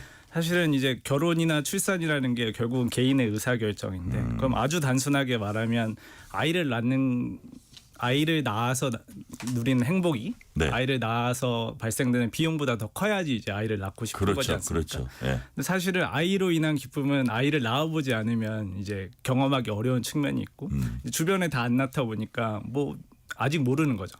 근데 사실은 비용을 생각해 보면 결혼을 하려면 집도 있어야 되고 좋은 일자리가 있어야 되고 그런 비용이 너무너무 크기 때문에 사실은 그 비용이 너무 크니까 그런 행복을 생각할 여지조차 없이 네. 이제 개인 입장에서는 결혼을 안 하고 출산을 안 하는 게 어떻게 보면 합리적인 선택이 되어가고 네. 있는 거죠. 자, 한편으로는 가족 구조가 다양화해지고 있지만 복지 정책과 제도는 아직 전통적인 가정 모델 중심으로 시행되고 있습니다. 예컨대 유럽 국가들 보면요. 결혼 외에 다양한 동반자 관계를 법적으로 이제 인정하고 제도적으로 뒷받침하고 있는데 그에 비해서 우리나라는 동거 커플 외국인들에 대한 제도 다소 미흡하다 이런 지적도 있습니다. 이 부분은 어떻게 보세요? 제가 지금 계속해서 출생을 얘기할 때 결혼이랑 출산을 같이 얘기하고 그렇죠. 있는데요. 예. 그 이유 중에 하나가 우리나라는 사실상 출산이 혼인 신고를 이루어진 우리가 말하는 정상적인 가정에서만 이루어지고 있거든요. 예. 그러니까 근데 다른 나라 같은 경우는 여기서 흔히 정상적은 코테이션이 있습니다. 네. 그냥 무슨 뜻인지 알겠어요. 네, 그래서 뭐 다른 나라 같은 경우는 혼외 출산이라든가 그런 것들이 굉장히 많이 약간 보편화돼 있지만 그러니까 그게 비정상이라는 건 아니고 우리가 흔히 생각하는 그거는 이제 결혼을 전제로 한 네네, 출산, 맞습니다. 자녀 뭐 이 얘기로 네네, 정상이라는 맞습니다. 뜻을 쓰셨습니다. 그러니까 예. 우리가 흔히 정상이라는 표현을 쓰는 데 그러니까요. 조심해야 예. 되겠죠. 예. 그래서 이런 문화적인 원인이 굉장히 크다고 생각을 하는데 사실은 제도적인 미비도 일부 존재하는 것 예. 같습니다. 그래서 예를 들면 동거 커플이라든지 예. 또 다문화 가정이라든지 이런 이제 가정들은 각종 주거나 세금, 뭐 양육 정책 같은 데서 상당히 많이 제외되어 있기 때문에 네네. 그런 제도적인 미비도 분명히 큰 역할을 하고 있는 것 같습니다. 그러니까요. 자, 우리가 그럼 근데 이분들을 상당히 외국인 노동자가 이제 아주 중요한 부분으로 돼가고 있는데 비중으로 볼 때도 그 부분은 뒤에서 여쭤보고요. 예. 자, 근데 이런 추세 속에 2024년 합계 출산율이 0.75명 9년 만에 반등했습니다. 사실 이것도 매우 낮은 건데 여전히 세계 최하위 수준인데 여하튼 2023년에 0.72명보다는 0.03명 증가한 수치입니다. 이게 교수님 보시기에 출산율 반등이 어떤 모멘텀이 될 수 있는지 아니면 일시적 반등이나 어떤 통계적 착실할까요? 뭐 이런 거죠. 어떤 겁니까? 그러니까 말씀하신 대로 굉장히 많이 떨어지고 있다가 아주 살짝만 고개를 네. 든 정도라고 보면 될 것 같고요. 제 생각에 아주 유의미한 변화가 있기는 크게는 어려울 것 같고 그래요. 그러니까 이게 원인이 크게 세 가지 정도 효과가 존재한다고 생각을 하는데요. 첫 네. 번째로는 이제 코로나 때 아무래도 결혼을 굉장히 많이 미뤘습니다. 결혼식 그렇죠. 자체를 미뤘기 때문에 예. 혼인 건수가 굉장히 많이 줄었고요. 그리고 지연됐던 혼인이 이제 이루어지면서 자연스럽게 출산이 올라가는 측면도 있고요. 네. 두 번째는 이제 일부 다양한 이제 저출산 기본 계획이 설립이 되면서 이제 다양한 정책 효과가 어느 정도 작용을 하는 것도 일부 있는 것 같고 지금 이제 많은 이제 학자들이 조금 연구를 하고 있기 때문에 이제 몇 년 지나면 그거에 대한 좀 엄밀한 결과들이 나올 것 같습니다. 네. 그 마지막으로 조금 간과되고 있는 부분이 뭐냐하면 예. 저는 제조업 경기랑 굉장히 그 연관이 많다고 생각하거든요. 그래서 제조업 경기. 2010년대 후반 같은 경우 보면 이제 조선업 같은 게 굉장히 안 좋았습니다. 예, 그러면 이제 조선업에서 일하던 청년 남성들이 사실 일자리를 많이 잃고 자연스럽게 이제 결혼을 할 수 없는 여건이 된 거죠. 근데 이제는 조금 뭐 조선업 같은 경우는 뭐 슈퍼사이클이라고 할 정도로 뭐 조선업이나 반도체, 자동차 이런 것들이 어느 정도 회복이 되면서 조금 자연스럽게 청년 남성들이 결혼할 수 있는 여건도 좀 조성되지 않았나 그렇게 생각하고 있습니다. 제조업 경기에 주목하셨군요. 올해는 제4차 저출산 고령사회 기본계획 2021년부터 25년까지입니다. 마지막 해입니다. 뭐 크게 정책 과제별 분야 보면 양육과 돌봄, 건강한 고령사회 구축, 교육 및 일자리 그리고 인구 구조 변화에 대한 대응 이렇게 이제 분류돼서 대책을 추진해 왔는데 교수님은 이 4차 저출산 고령사회 기본계획 어떻게 평가하세요? 그러니까 다양한 분야에서 이제 정부가 할 수 있는 모든 부분에 대해서 사실상 정책 확대가 이루어지고 있기 때문에 그런 면에서는 굉장히 긍정적이라고 생각을 하고요. 네.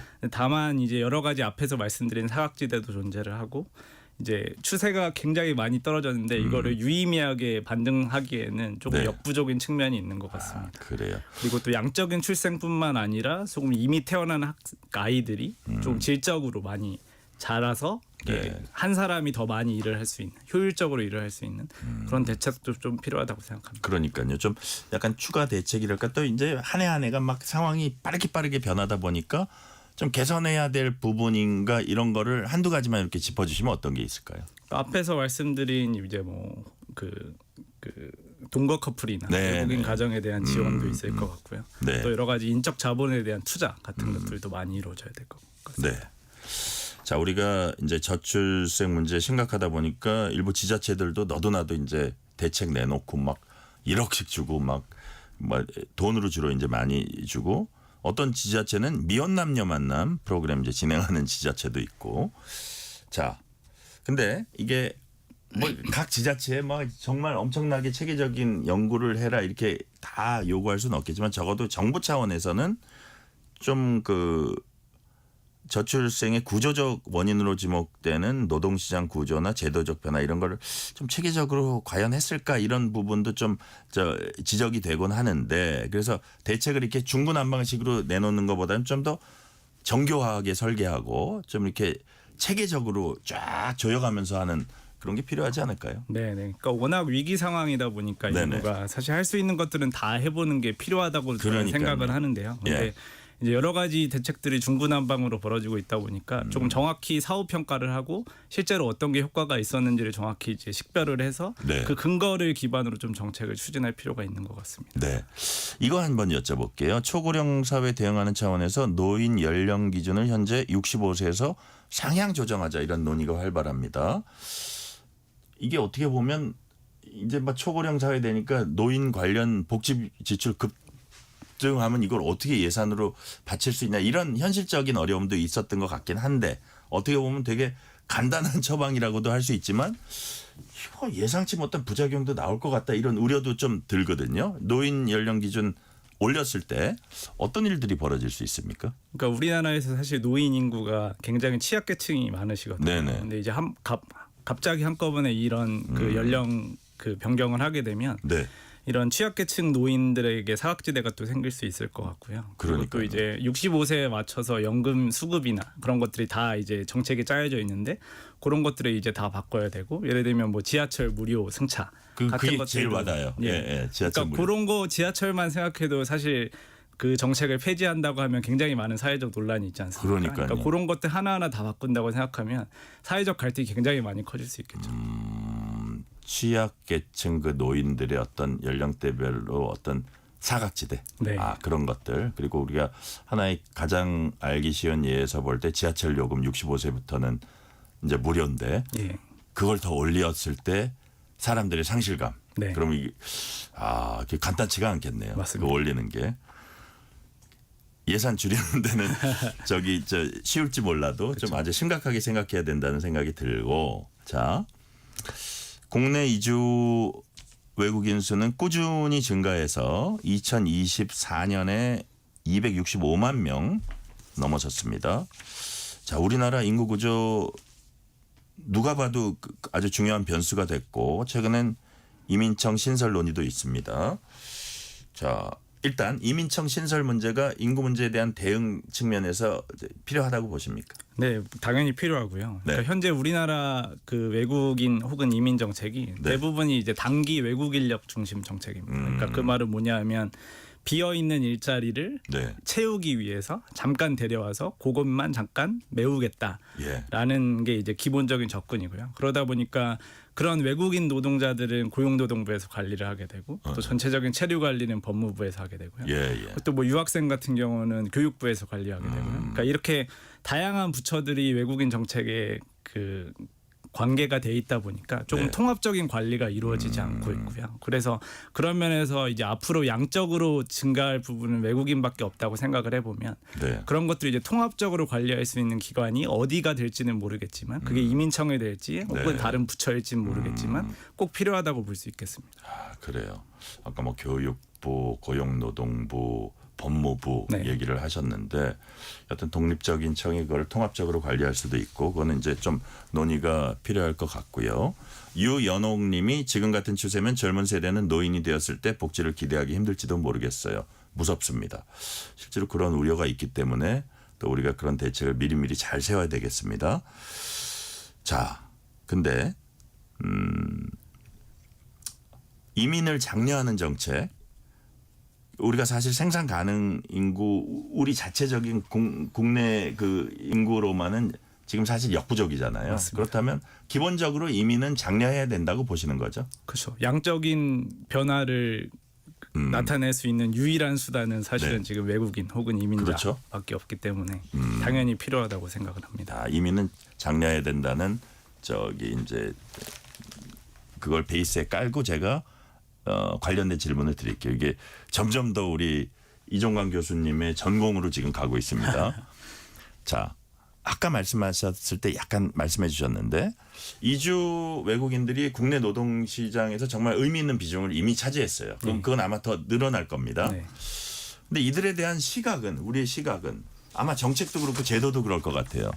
그냥 단순히 일시적으로 일자리 메꿔주고 그냥 몇 년 쓰다가 너희 뭐 돌아가고 싶은 돌아가고 뭐 다시 메꿔주고 이런 일회용 어떻게 보면 좀 나쁘게 표현하면요. 그렇게 그런 역할 수단 정도의 인식이 좀 머물러 있는 측면이 없지 않아요. 왜냐하면 우리 제도적인 미비가 그거를 보여주고 있거든요. 그래서 그렇다면 우리 이종관 교수님이 보시기에는 다시 말해서 이들이 우리 사회 일원으로서 정착할 수 있도록 제도나 이런 것들 정비가 필요하다면 어떤 것들이 좀 이렇게 구비가 돼야 됩니까? 네. 그러니까 결국은 이민자를 받는 것도 네. 어떻게 받을 것인지를 이제 고민을 해야 되는 것 같고요. 네, 네. 그 말씀하신 대로 이제 수단으로 바라보는 게 아니라 네. 이제 우리의 이웃으로 보아야 할 것 같고요.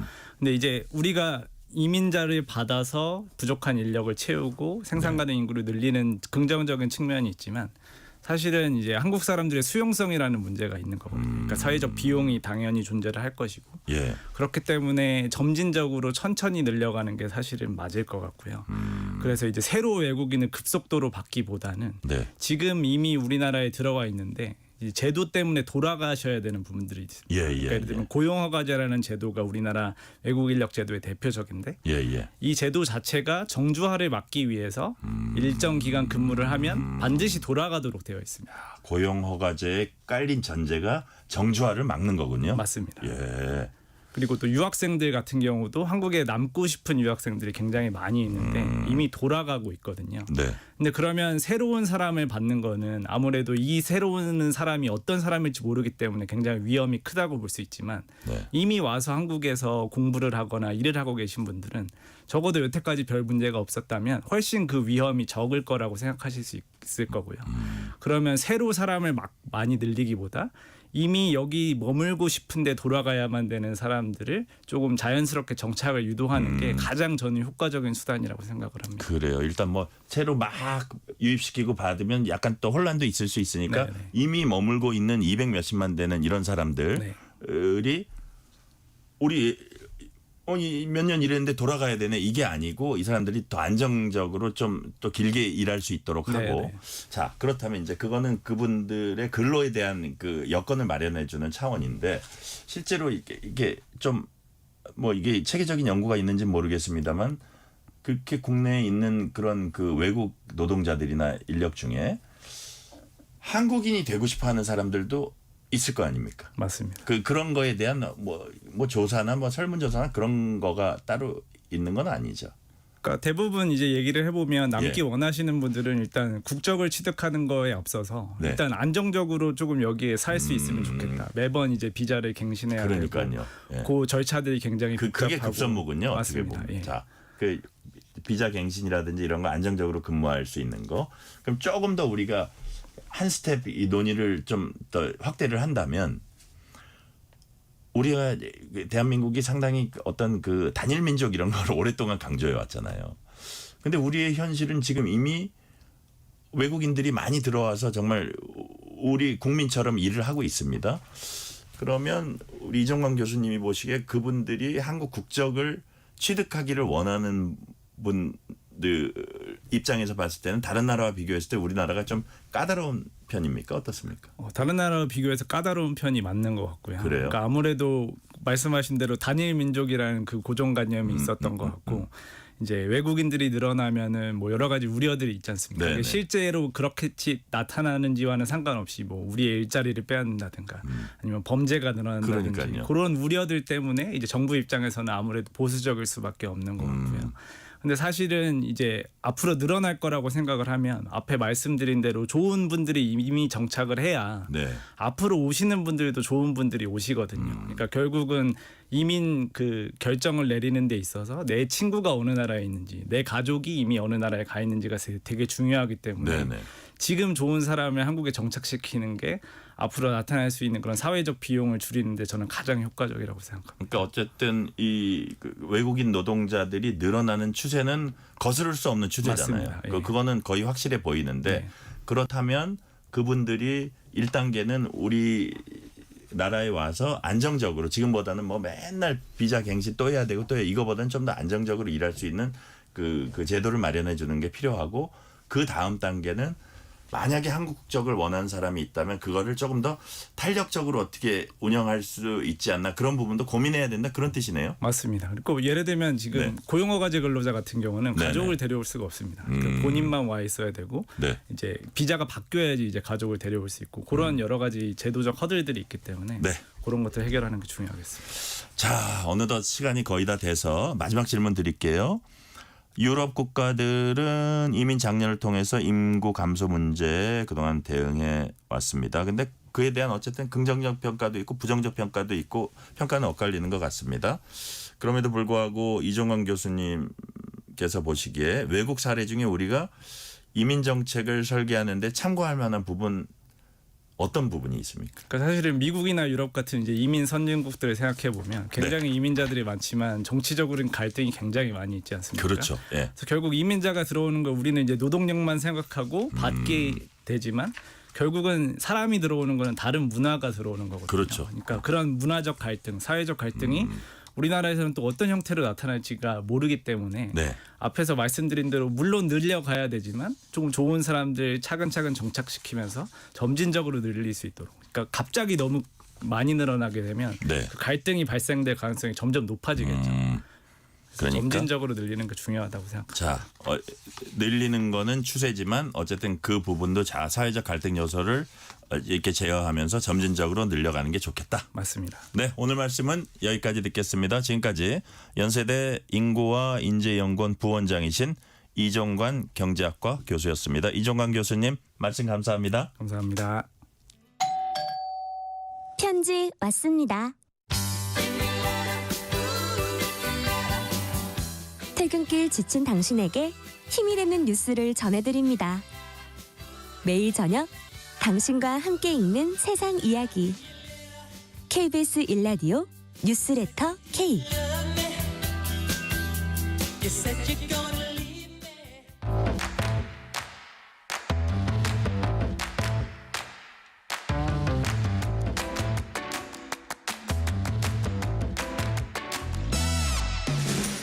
오늘 가장 뜨거운 뉴스, 화제의 소식 쏙쏙 골라서 전해드립니다. 뉴스레터 브리핑. 오늘은 국민일보 김유나 기자 나오셨습니다. 김유나 기자님 어서 오세요. 네, 안녕하세요. 내년 최저임금이 시급 1,320원으로 결정됐습니다. 올해보다 얼마나 오른 겁니까? 네, 올해보다 290원, 2.9% 오르게 됩니다. 월급으로 비교를 해보면요. 내년에 주 5일 그리고 하루 8시간을 근무를 해서 받게 되는 월급은 215만 6,880원이 됐는데요. 이게 유급 주휴시간 포함해서 209시간을 근무할 때 기준입니다. 그러니까 올해보다는 월급으로만 따지면 한 6만 원 정도 더 많아지는 겁니다. 최저임금은 최저임금위원회에서 협의를 하게 되는데요. 근로자위원, 사용자위원, 공익위원 이렇게 구성이 돼 있습니다. 그래서 위원회는 정부로부터 독립된 사회적 대화기구인데요. 원칙상으로는 정권하고 무관하게 노사공의 사회적 대화만으로 이 최저임금을 결정하게 되는 구조입니다. 그래서 아무래도 노사는 늘 최저임금 두고 이견차가 클 수밖에 없는데요. 그러니까 공익위원까지 해서 논의를 하게 되는 겁니다. 그래서 얼마로 할 거냐 합의를 하는 구조이긴 한데 매번 이게 의견차가 좁혀지질 않아서 표결로 결정이 됐었습니다. 그런데 이번에는 이게 표결이 아니라 합의로 결정이 됐다라는 게 큰 의미가 있는데요. 그러니까 꽤 드문 합의로 결정된 거네요. 네, 맞습니다. 이게 1988년에 이 최저임금 제도가 도입이 된 이후에 네. 매년 위원회가 열렸는데 이번이 8번째 합의로 정해진 결정이니까 그만큼 합의로 정해진 적이 별로 없었다라는 뜻입니다. 그래서 그동안은 노사가 원하는 수준을 끝까지 고집을 하다 보니까 표결로 갔었거든요. 네네. 근데 양쪽 모두 불만의 목소리를 냈었습니다. 그런데 그런데 이번에는 합의로 결정을 했다는 거니까 노사가 그나마 한 발씩 양보했다 이렇게 볼 수가 있습니다. 이인재 최저임금위원회 위원장은 이번 합의는 사회적 대화를 통한 이견을 조율하는 등 그 성과로 기억될 것이다 이렇게 평가를 했습니다. 그렇군요. 자, 그런데 이번 최저임금 노사 합의로 정해졌다고 말씀하셨잖아요. 근데 노동계는 반발했습니다. 이유가 뭡니까? 네, 이게 근로자위원 중에서는 이 민주노총과 한국노총 위원들이 있는데요. 네네. 민주노총 위원들이 반발을 해서 퇴장을 했습니다. 그러니까 한국노총 위원들만 남아서 수용을 했고 합의에 이른 건데요. 네. 이 합의 과정을 좀 설명을 드리면 처음에 사용자 측은 동결을 요구를 했습니다. 올해랑 똑같이 가자 이렇게 요구를 했고 노동계 측은 당연히 반발을 했습니다. 올려야 된다라고 주장을 했고요. 그래서 협의를 거쳐서 조금씩 양보를 하면서 사용자는 1,180원 그리고 노동계는 1,900원까지 안을 내놨습니다. 하지만 여전히 720원까지 차이가 났었던 건데요. 네. 이런 상황에서 도저히 합의를 할 수가 없으니까 정부 쪽 공익위원들이 나섰습니다. 그래서 일종의 가이드라인을 줘서 심의 촉진 구간이라는 거를 준 건데요. 그러니까 1,210원에서 1,440원 사이에서 논의를 하라 이렇게 범위를 준 겁니다. 그런데 민주노총은 이 범위 내에서 가장 높은 금액, 그러니까 1,440원을 받아들이더라도 네. 이게 4.1% 인상밖에 되지 않으니까 이건 받아들일 수 없다 이렇게 반발을 했고 결국 퇴장을 한 거고요. 한국노총 위원들도 반발을 하긴 했는데 결국에는 협의에 남아서 최종 결론을 낸 겁니다. 네. 류기섭 한국노총 사무총장은 합의 직후에 표결에 들어가면 더 낮은 인상안으로 결정될 것 같아서 합의를 했다 이렇게 설명을 했습니다. 네. 노동계는 이재명 정부가 들어서서 이제 첫 최저임금 이제 결정되는 거니까 높은 인상 기대했지만 기대에 못 미쳤다 이런 분위기인데 역대 정부의 첫 해 인상률은 각각 어땠습니까? 네, 가장 높았을 때가 문재인 정부 때였는데요. 네. 그때 첫 해 인상률이 16.4%였고 와. 노무현 정부 때가 10.3%로 두 번째로 높았습니다. 네네. 가장 낮았던 해는 김대중 정부 때인데요. 2.7%인데 사실 그때는 IMF 외환위기 시절이어서 네. 뭐좀 상황이 특수했다라고 볼 수 있고요. 그래서 이걸 제외하고 그 다음으로 낮은 게 바로 이번 2.9%입니다. 그래서 윤석열 정부 첫 해 때도 5%였는데 그때도 노동계가 크게 반발을 했었거든요. 그런데 오히려 그때보다도 낮아진 겁니다. 그러니까 네. 보수 정권 때보다 오히려 더 낮아졌다라고 하면서 반발을 하는데 특히 이 이재명 정부가 노동 존중을 내세우고 있던 만큼 이 노동계는 첫 최저임금 심의에서 좀 높은 인상률이 나오지 않을까 이렇게 기대를 했었다가 이제 이렇게 인상률이 낮게 나오니까 유감을 표시했습니다. 그래서 한국노총은 이재명 정부의 출범으로 저임금 노동자들은 윤석열 정부보다는 나을 것이라는 기대를 품었지만 그 기대치를 충족시키지 못한 것 같다. 이번 최저임금 수준은 저임금 노동자의 생계비에 턱없이 부족하다. 이렇게 강조를 했습니다. 네. 그래서 민주노총은 오는 16일에 총파업을 예고한 상황인데요. 아, 그렇군요. 무너진 최저임금 제도를 바로 세우고 정부와 자본의 회피 책임 회피를 단호히 막아설 것이다. 이렇게 밝혔습니다. 네, 주제를 바꿔볼게요. 지구 온난화와 폭염 여파로 난류성 어종들이 동해에서 잡히고 있다고 합니다. 특히 요즘 경북 동해안에는 참다랑어가 그렇게 많이 잡히고 있다고요? 네, 이게 고급 어종으로 분류되는 네네. 참다랑어인데요. 이 참다랑어가 먹이를 찾아서 동해안으로 유입이 되고 있는 겁니다. 참다랑어 먹이는 고등어, 정어리 같은 것들인데 네. 이 먹이들이 지금 경북 동해안으로 이동하다 보니까 이걸 먹어야 하는 참다랑어도 따라서 동해안으로 오고 있는 겁니다. 그래서 통계를 보면요. 2020년 경북 지역에서 잡힌 참다랑어는 한 5톤 정도였는데 지난해에는 168톤으로 늘었습니다. 와, 엄청 늘었군요. 네, 그러니까 4년 만에 33배 넘게 증가한 거고요.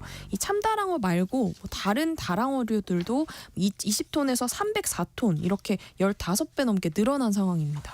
먹이 찾아서 여기까지 온 거군요. 네. 자, 참치로 불리던 그 참다랑어 크고 또 비쌉니다. 근데 이걸 많이 잡아도 폐기해야 된다. 이건 무슨 얘기예요? 네, 이게 참다랑어가 네. 국가별로 잡을 수 있는 어획량이 있습니다. 아, 쿼터? 네, 예. 쿼터가 정해져 있는 건데요. 한국의 쿼터는 연간 1,200톤 정도고요.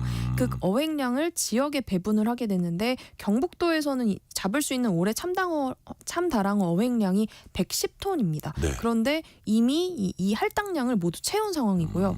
가격을 보면 한 마리당 한 55만 원 정도거든요. 네. 그래서 하도 잘 잡히다 보니까 이 할당량 채우기 전까지는 선주들이 하루에 3천만 원 벌기도 하고요. 어떤 날은 대형 참다랑어 한 마리에 1,000만 원씩 거래가 되기도 했습니다.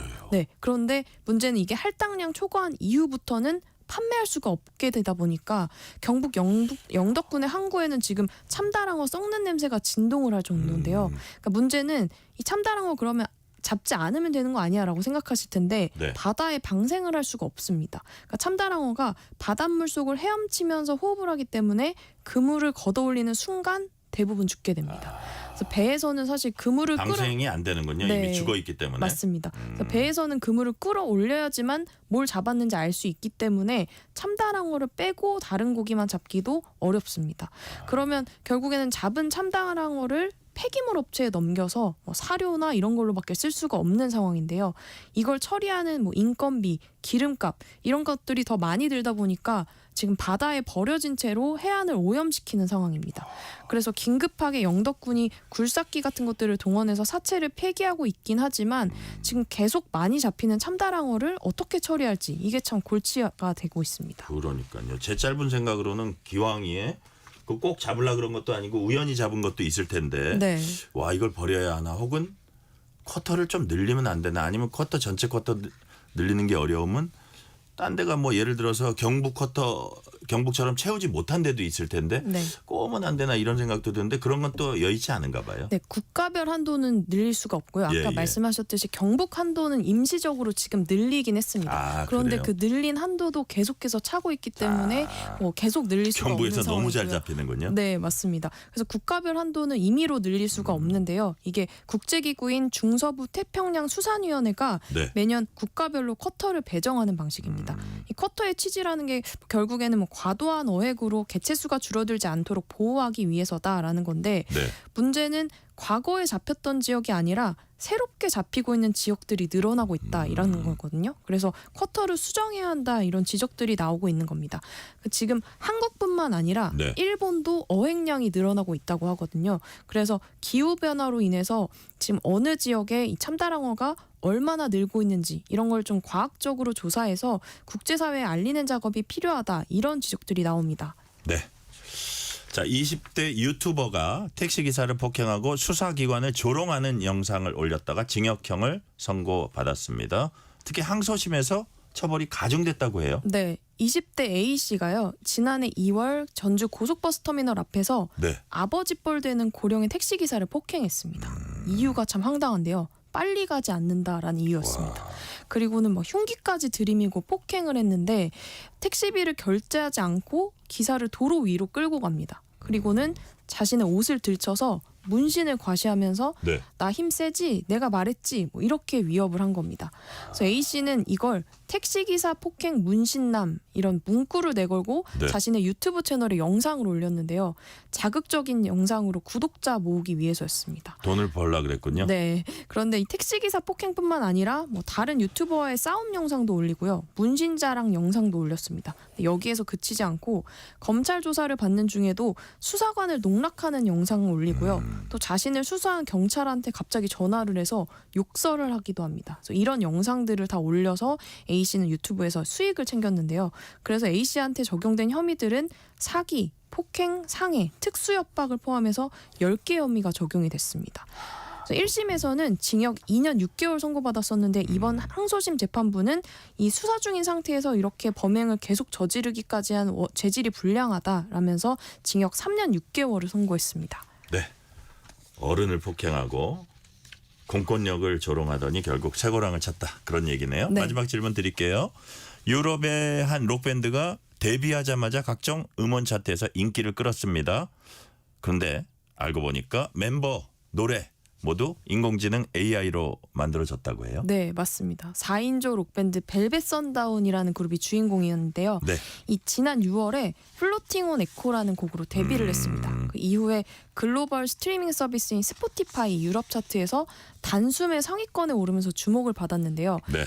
떠오르는 신예인데 곡이 워낙 좋고 실력이 탄탄하다 보니까 네티즌들은 이 밴드가 과거에 어떤 음악을 했는지 궁금해지기 시작했던 겁니다. 그런데 멤버에 대한 뭐 아무 이력도 정보도 나와 있지가 않아서 네. 그렇게 궁금증이 커지고 있다가 이 밴드가 지난달 말에 인스타그램에 계정을 만들어서 멤버들의 사진을 올렸거든요. 네네. 그 사진이 논란이 됐습니다. 제가 자세히 보니까 이 사진에 있는 멤버의 손가락이 실제 사람 손가락이랑은 좀 다르게 모양이 구부러져 있고 또 마이크를 쥐고 있는 그 마이크 선이 네.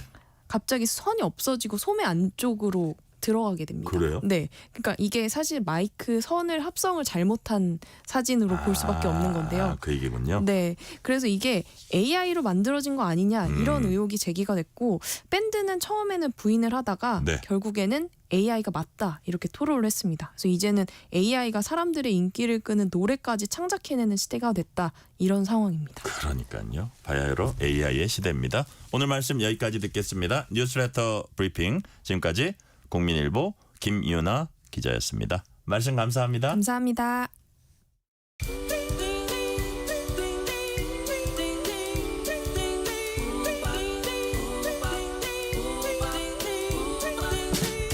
오늘 하루 뉴스를 정리해주는 다정한 편지 한 통.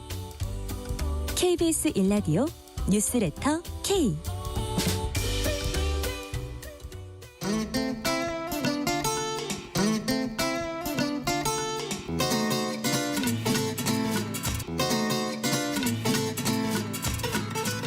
매주 다양한 문학의 전문가와 흥미롭고 유익한 얘기 나눠보는 시간입니다. 주말엔 문화. K-팝을 소재로 한 넷플릭스 애니메이션 K-팝 데몬 헌터스가 돌풍을 일으키고 있습니다. 자, 빌보드까지 진입한 이 K-팝 데몬 헌터스 노래 어떤 게 특별했는지 김영대 음악평론가와 얘기 나눠보겠습니다. 김영대 평론가님 어서 오세요. 네, 안녕하세요. 오랜만에 뵙습니다. 오랜만에 뵈니까 네. 더 반갑네요. 반갑습니다. 자, 평론가님, 네. 그 K-팝 데몬 헌터스 이른바 우리가 캐대헌 이렇게 줄여서 캐대헌 하더라고요. 네. 재밌게 보셨어요? 재밌게 봤어요. 그래요? 네. 아, 사실 이거 네. 이 캐대언이 나온다는 소식을 제가 4년 전에 4년 전에? 네, 한 방송에 나와서 이런 예. 게 기획되고 있다라고 말을 했고 예. 이게 이제 4년 만에 만들어진 거거든요. 네, 오래 걸렸죠. 오래 걸렸는데 감수 과정도 굉장히 오래 걸렸다고 하고요. 근데 제가 그 소식을 전하면서도 불안함이 굉장히 컸어요. 이거 안 만들면 어떡하나? 아니요.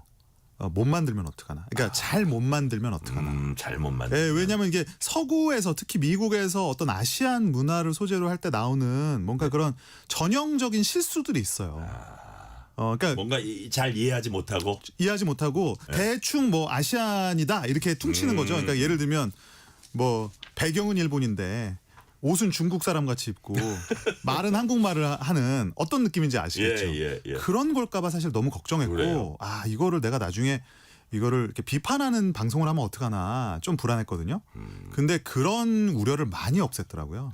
감독 중에 저기 우리 교포시죠? 혈통 네. 코리안 캐네디언인가 하는 분이 있죠? 예, 그리고 그분 자체가 어렸을 때 뭐 서태지와 아이들, 현진영, SES 뭐 그거 이런 다 보고 가신 분이에요? 보고 왜냐면 또 외국에 있어도 그걸 다 접할 수 있어요. 보니까. 그래서 그런 시대적인 문화나 이런 거를 잘 알고 계신 분이라서 네. 오히려 굉장히 유리했고 실제로 후반 작업 때 그 내용을 많이 바꾸거나 대체했다 그래요.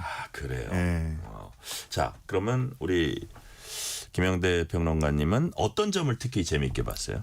그러니까 그 리얼리티죠. 리얼리티. 이거는 예를 들면 이런 거예요. K-팝을 전혀 모르는 사람, K-팝 문화나 이 서브컬처라고 하죠. 이 하위 문화의 어떤 특성을 전혀 모르는 사람이 봤을 때는 그냥 정말로 악령을 퇴치하는 히어로의 이야기, 전형적인 서사거든요. 근데 K-팝을 알고 보면 한국적인 문화를 알고 보면 너무 꼼꼼하게 재밌는 요소들이 많이 숨어 있다는 거죠. 예, 뭐 과자의 종류라든지 새우 모양 과자 있지 않습니까? 새우 맛 과자 있지 않습니까? 뭐 그런 거라든지 뭐 힘들 때 국밥을 먹는다든지 막 이런 모든 것들이 굉장히 꼼꼼해요. 물론 거기에 나와 있는 장소도 실제 서울, 그 한국의 그 지역을 잘 이제 패러디해서 묘사를 했지만 그 아이돌들의 어떤 삶 그리고 이 팬들과 맺는 관계 같은 것들이 이 K-팝을 아는 사람이 보면요. 야 저런 것까지 알고 했다고? 네, 이런 느낌. 그러니까 쉽게 말해 역사물로 따지면 고증이 잘 된 사극이다. 네, 그런 느낌이죠. 야, 얼마 전에 미국 교포인 제 초등학교 때 친구가 이제 나왔는데 네. 걔가 이제 묵고 있는 어떤 호텔로 가서 그래 시간이 아침밖에 없다 그래서 조식을 하려고 그랬더니 국밥 먹자 이러더라고요. 그런 로망이 있나 봐요. 지금 말씀하신. 아니 왜냐면 교포들이. 이게 K컬처가 이미 음식이나 여러 가지 이제 문화로 확산됐잖아요. 예. 그러니까 이걸 보고서 꼭 한국 사람이 아니더라도 한국 K컬처에 조금 익숙한 사람이 봤을 때는 저것도 나오네, 저것도 나오네 이런 재미들이 있고 저는 그거에서 사실은 성패가 갈렸다고 봐요. 네. 그런 진정성을 추구한 게. 음악은 어땠어요? 음악은 예. 아주 전형적으로 K-팝이면서 예. 동시에 K-팝을 모르는 사람이 듣기에도 위화감이 없는 굉장히 대중적인 음악으로 나왔죠. 근데 그도 그럴 것이 이 음악을 이제 만든 사람들이 실제 지금 활발하게 활동하는 K-팝 작곡가, 프로듀서들이고 이거를 부른 사람들도 K-팝에서 활동한 적이 있거나 혹은 K-팝에 활동한 적이 없더라도 K-팝 문화에 익숙한 그 코드를 아는 사람이 직접 불렀거든요. 제가 사실은 김영대 평론가님한테 이렇게 질문을 하려고 그랬었어요. 네. K-팝을 소재로 하긴 했지만 이걸 K-팝으로 볼 수 있냐 했는데 볼 수 있다는 말씀이시네요. 콘텐츠적으로는 뭐 K-팝이라고 부르는 게 아무 문제가 없죠. 아, 그래요? 왜냐하면 K-팝에서 실제 그리고 이 패러디라 그러잖아요. 예. 실제 존재하는 아이돌들이나 그들의 음악을 절묘하게 요소 잘 갖다 적용을 그러니까요. 시켜놨습니다. 그래서 그 숨은 그림 찾기처럼 예. 찾는 재미가 좀 있어요. 자, 애니메이션인데 그게 스토리나 화면하고 이 음악이 잘 조화가 됐어요. 아주 잘 그래요? 적용이 됐다고 생각이 들어요. 오. 일단은 배경 이제 그런 점에 있어서 진정성이 먹히는 건데 그런 점에 있어서 철저하게 한국적인 배경, 네. 한국적인 음식, 거기에 K-팝적인 사운드와 그들의 서사를 붙여놨더니 이게 뭐랄까요? 딱 맞는 거죠. 그래요. 예. 지금 이제 주로 긍정적인 얘기를 많이 하셨는데 요건 조금 어색하고 약간 아쉽고 그런 측면은 없어요? 있긴 있는데요. 예. 뭐 저도 막 그렇게 꼼꼼하게 단점을 찾아보진 않았는데 저도 들은 얘기인데, 그러니까 예. 이 의견은 제가 들은 얘기인데 예. 그 음식을 아이돌들이 너무 많이 먹는다. 예, 실제로는 그렇게 먹을 수가 없답니다. 체중 조절 때문에. 아, 그래요? 그렇게 과자를 물론 이제 뭐 체질적으로 살이 안 찌는 체질은 많이 먹을 수도 있겠죠. 근데 예. 식단 관리가 엄격하잖아요. 그럼요. 예, 그래서 몸매 관리 할 거 아니에요. 보면서 저렇게 먹진 않는데 리얼리티가 그 부분은 좀 떨어진다? 그랬다는 현직 아이돌의 증언이 있었습니다. 예, 그래요? 개인적으로 들은 얘기입니다. 그럼 뭐 이렇게 얘기할 수는 있죠. 또 이거 우리가 며칠 동안 먹는 그 분량이야 뭐 이렇게 또 얘기할 수도 있을 것 같다는 새로운 해석이네요. 우리는 항상 거기에 대한 반박을 준비를 하니까요. 자, 애니메이션도 뭐 잘 됐다는 평가가 있고 음악도 빌보드 차트, 스포티파이 차트, 영향력 큰 차트에서 굉장히 좋은 성적 내고 있잖아요. 반응이 이렇게 뜨거운 이유 뭐라고 보세요? 지금 빌보드 차트에 제가 마지막으로 확인한 거는 예. 전체가 7곡인데 7곡이 전부 탑 100 안에 들었거든요. 와, 대단한 건데. 역사적인 일입니다. 예, 물론 예. 이게 온전히 한국만의 성과라고 볼 수는 없겠지만 어쨌든 K-팝이라는 걸 내세워서 이렇게 성과를 거둔 거는 없었던 현상인데 네. 몇 가지 들을 수 있을 것 같은데 아까도 말씀드렸지만 예. 보편적인 호소력이 있어요. 왜냐하면 이게 만약에 음악만으로 그냥 나왔다. 네. 그랬다면 이 정도 반응은 얻기가 힘들죠. 예. 이거는 서사의 힘이 있기 때문에 우리가 왜 영화나 드라마를 보고 나면 거기에 그 음악을 들을 때 왜 그 장면이 떠오르지 않습니까? 그렇죠. 비슷한 예. 거예요. 이것도 애니메이션 자체를 잘 만들었기 때문에 사실은 그 안에서의 사운드 트랙이 잘 맞는 것이 돋보일 수 있었다. 예, 그래서 어쨌든 이게 애니메이션의 성과와 같이 간다고 생각하고 거기에 플러스 이제 하나를 더 말하자면 그런 애니메이션의 내용과 네. 온도가 잘 맞는. 그러니까 이제 애니메이션이라는 건 기본적으로 이렇게 보편적 다수가 보지 않습니까? 그렇죠. 예. 꼭 팬만 보는 게 아니라 특히 이제 넷플릭스 같은 경우는 그런 플랫폼인데 네. 그런 사람들의 취향에 잘 맞는. 특히 저는 이런 서사나 이런 걸 봤을 때 저연령층의 타겟팅에 굉장히 성공했다고 생각해요. 저연령층. 네. 예. 그래서 일단 듣기 쉽고 재밌고 그 따라 부르는 재미가 있어요. 그래서 몇 곡들 같은 경우는 지금 이제 커버 네. 리메이크라 그러죠. 예. 온라인에서 그런 열풍이 또 불고 있어요. 그렇군요. 자, 그동안 이런 평가도 있었습니다. K-팝이 하락세로 돌아섰다. 팬덤, 일부 팬덤의 의존도가 높다 보니까 전체적인 저변은 약하다. 뭐 이런 K-팝 위기론이라는 게 제기되기도 했는데 캐대헌 성공이 이런 위기론에 약간 반전을 깨야 하는 어떤 신호탄이 될 수도 있나요? 만약에 그 위기론이라는 것이 예. 어떤 컨텐츠 자체의 지지부진함, 가령 이제 더 이상 좋은 음악이 안 나온다, 네. 라는 근본적인 부분에 대한 것이라면 캐대언 하나로 뭔가 뒤집을 수는 없겠죠. 그렇죠. 이거는 네. 어떤 형식의 문제니까. 다만 하나의 좋은 길을 열어준 건 맞아요. 그러니까 이런 거거든요. K-팝이 지난 사실 20년간 그렇게 원했던 게 네. 미국 주류 산업의 편입, 혹은 미국 주류 산업의 정복이잖아요. 우리가 다 인정하잖아요. 예, 그런 예. 부분들, 그 욕망을. 근데 이게 어쨌든 우회적인 방식이기는 하지만 주류 시장을 지금 타겟팅을 하고 있어요. 네. 공략에 성공하고 있단 말이죠. 그런 점에서 보면 K-팝이 가지 못했던 길을 길을 낸 셈이고요. 어쨌든 그 계단에서 한 단계는 올라선 거네요. 그렇죠. 하나의 가능성을 보여줬고 그게 애니메이션으로 가능할 수 있다라는 거는 또 새로운 아이디어죠. 그래요. 저번에 여기 나와서 제가 버추얼 아이돌 얘기 한번 들었던 네, 기억나죠? 네, 네, 네. 그거의 연장선으로 생각하면 이제는 이해가 쉽잖아요. 그러니까요. 그때 버추얼 아이돌 얘기할 때는 이게 많은 분들이 이해를 잘 못하셨잖아요. 그러니까요. 맞아요. 이거라고 생각하면 너무 쉬운 거죠. 자, 이제 이게 어쨌든 우리 K-팝의 저변이 확대되고 한 단계 올라가는 단계로 본다. 네. 주류 사회로 이제 진입하는 어떤 그런 중요한 상징성이 있다는 말씀이신데, 자, 정통 K-팝 그룹 블랙핑크 얼마 전에 우리나라 시작으로 월드 투어 시작했습니다. 오늘은 신곡 뛰어 공개했습니다. 들어보셨습니까? 아, 그럼요. 저는 이거 공연에서 선공개했는데 네. 제가 그 공연을 갔거든요. 아, 가셨군요. 최초의 이제 블랙핑크 스타디움 투어입니다. 가장 예. 큰 규모가 큰 예. 스타디움을 이제 무대로 이제 전 세계를 돌게 되는데 예. 이 뛰어도 그렇지만 저는 이 블랙핑크 공연을 보면서 약간 그런 좀 놀라움을 느꼈는데 예. 마치 해외 가수가 내한을 한 공연을 제가 보고 있는 느낌이었어요. 왜냐면 거기 사실 공연장에 블랙핑크가 워낙 해외 팬들이 많으니까 네. 거의 뭐 이게 한국 사람인가 싶지 않은 분들이 거의 대다수예요. 뭐 동남아나 미국이나 이런 데서 막 온 그럼요. 거예요. 예. 예. 그런데 뭐 길거리에도 사실 예. 그렇고요. 근데 또 블랙핑크가 워낙 글로벌한 그룹이니까 오. 이 대사를 한국말과 영어를 섞어 쓴단 말이죠.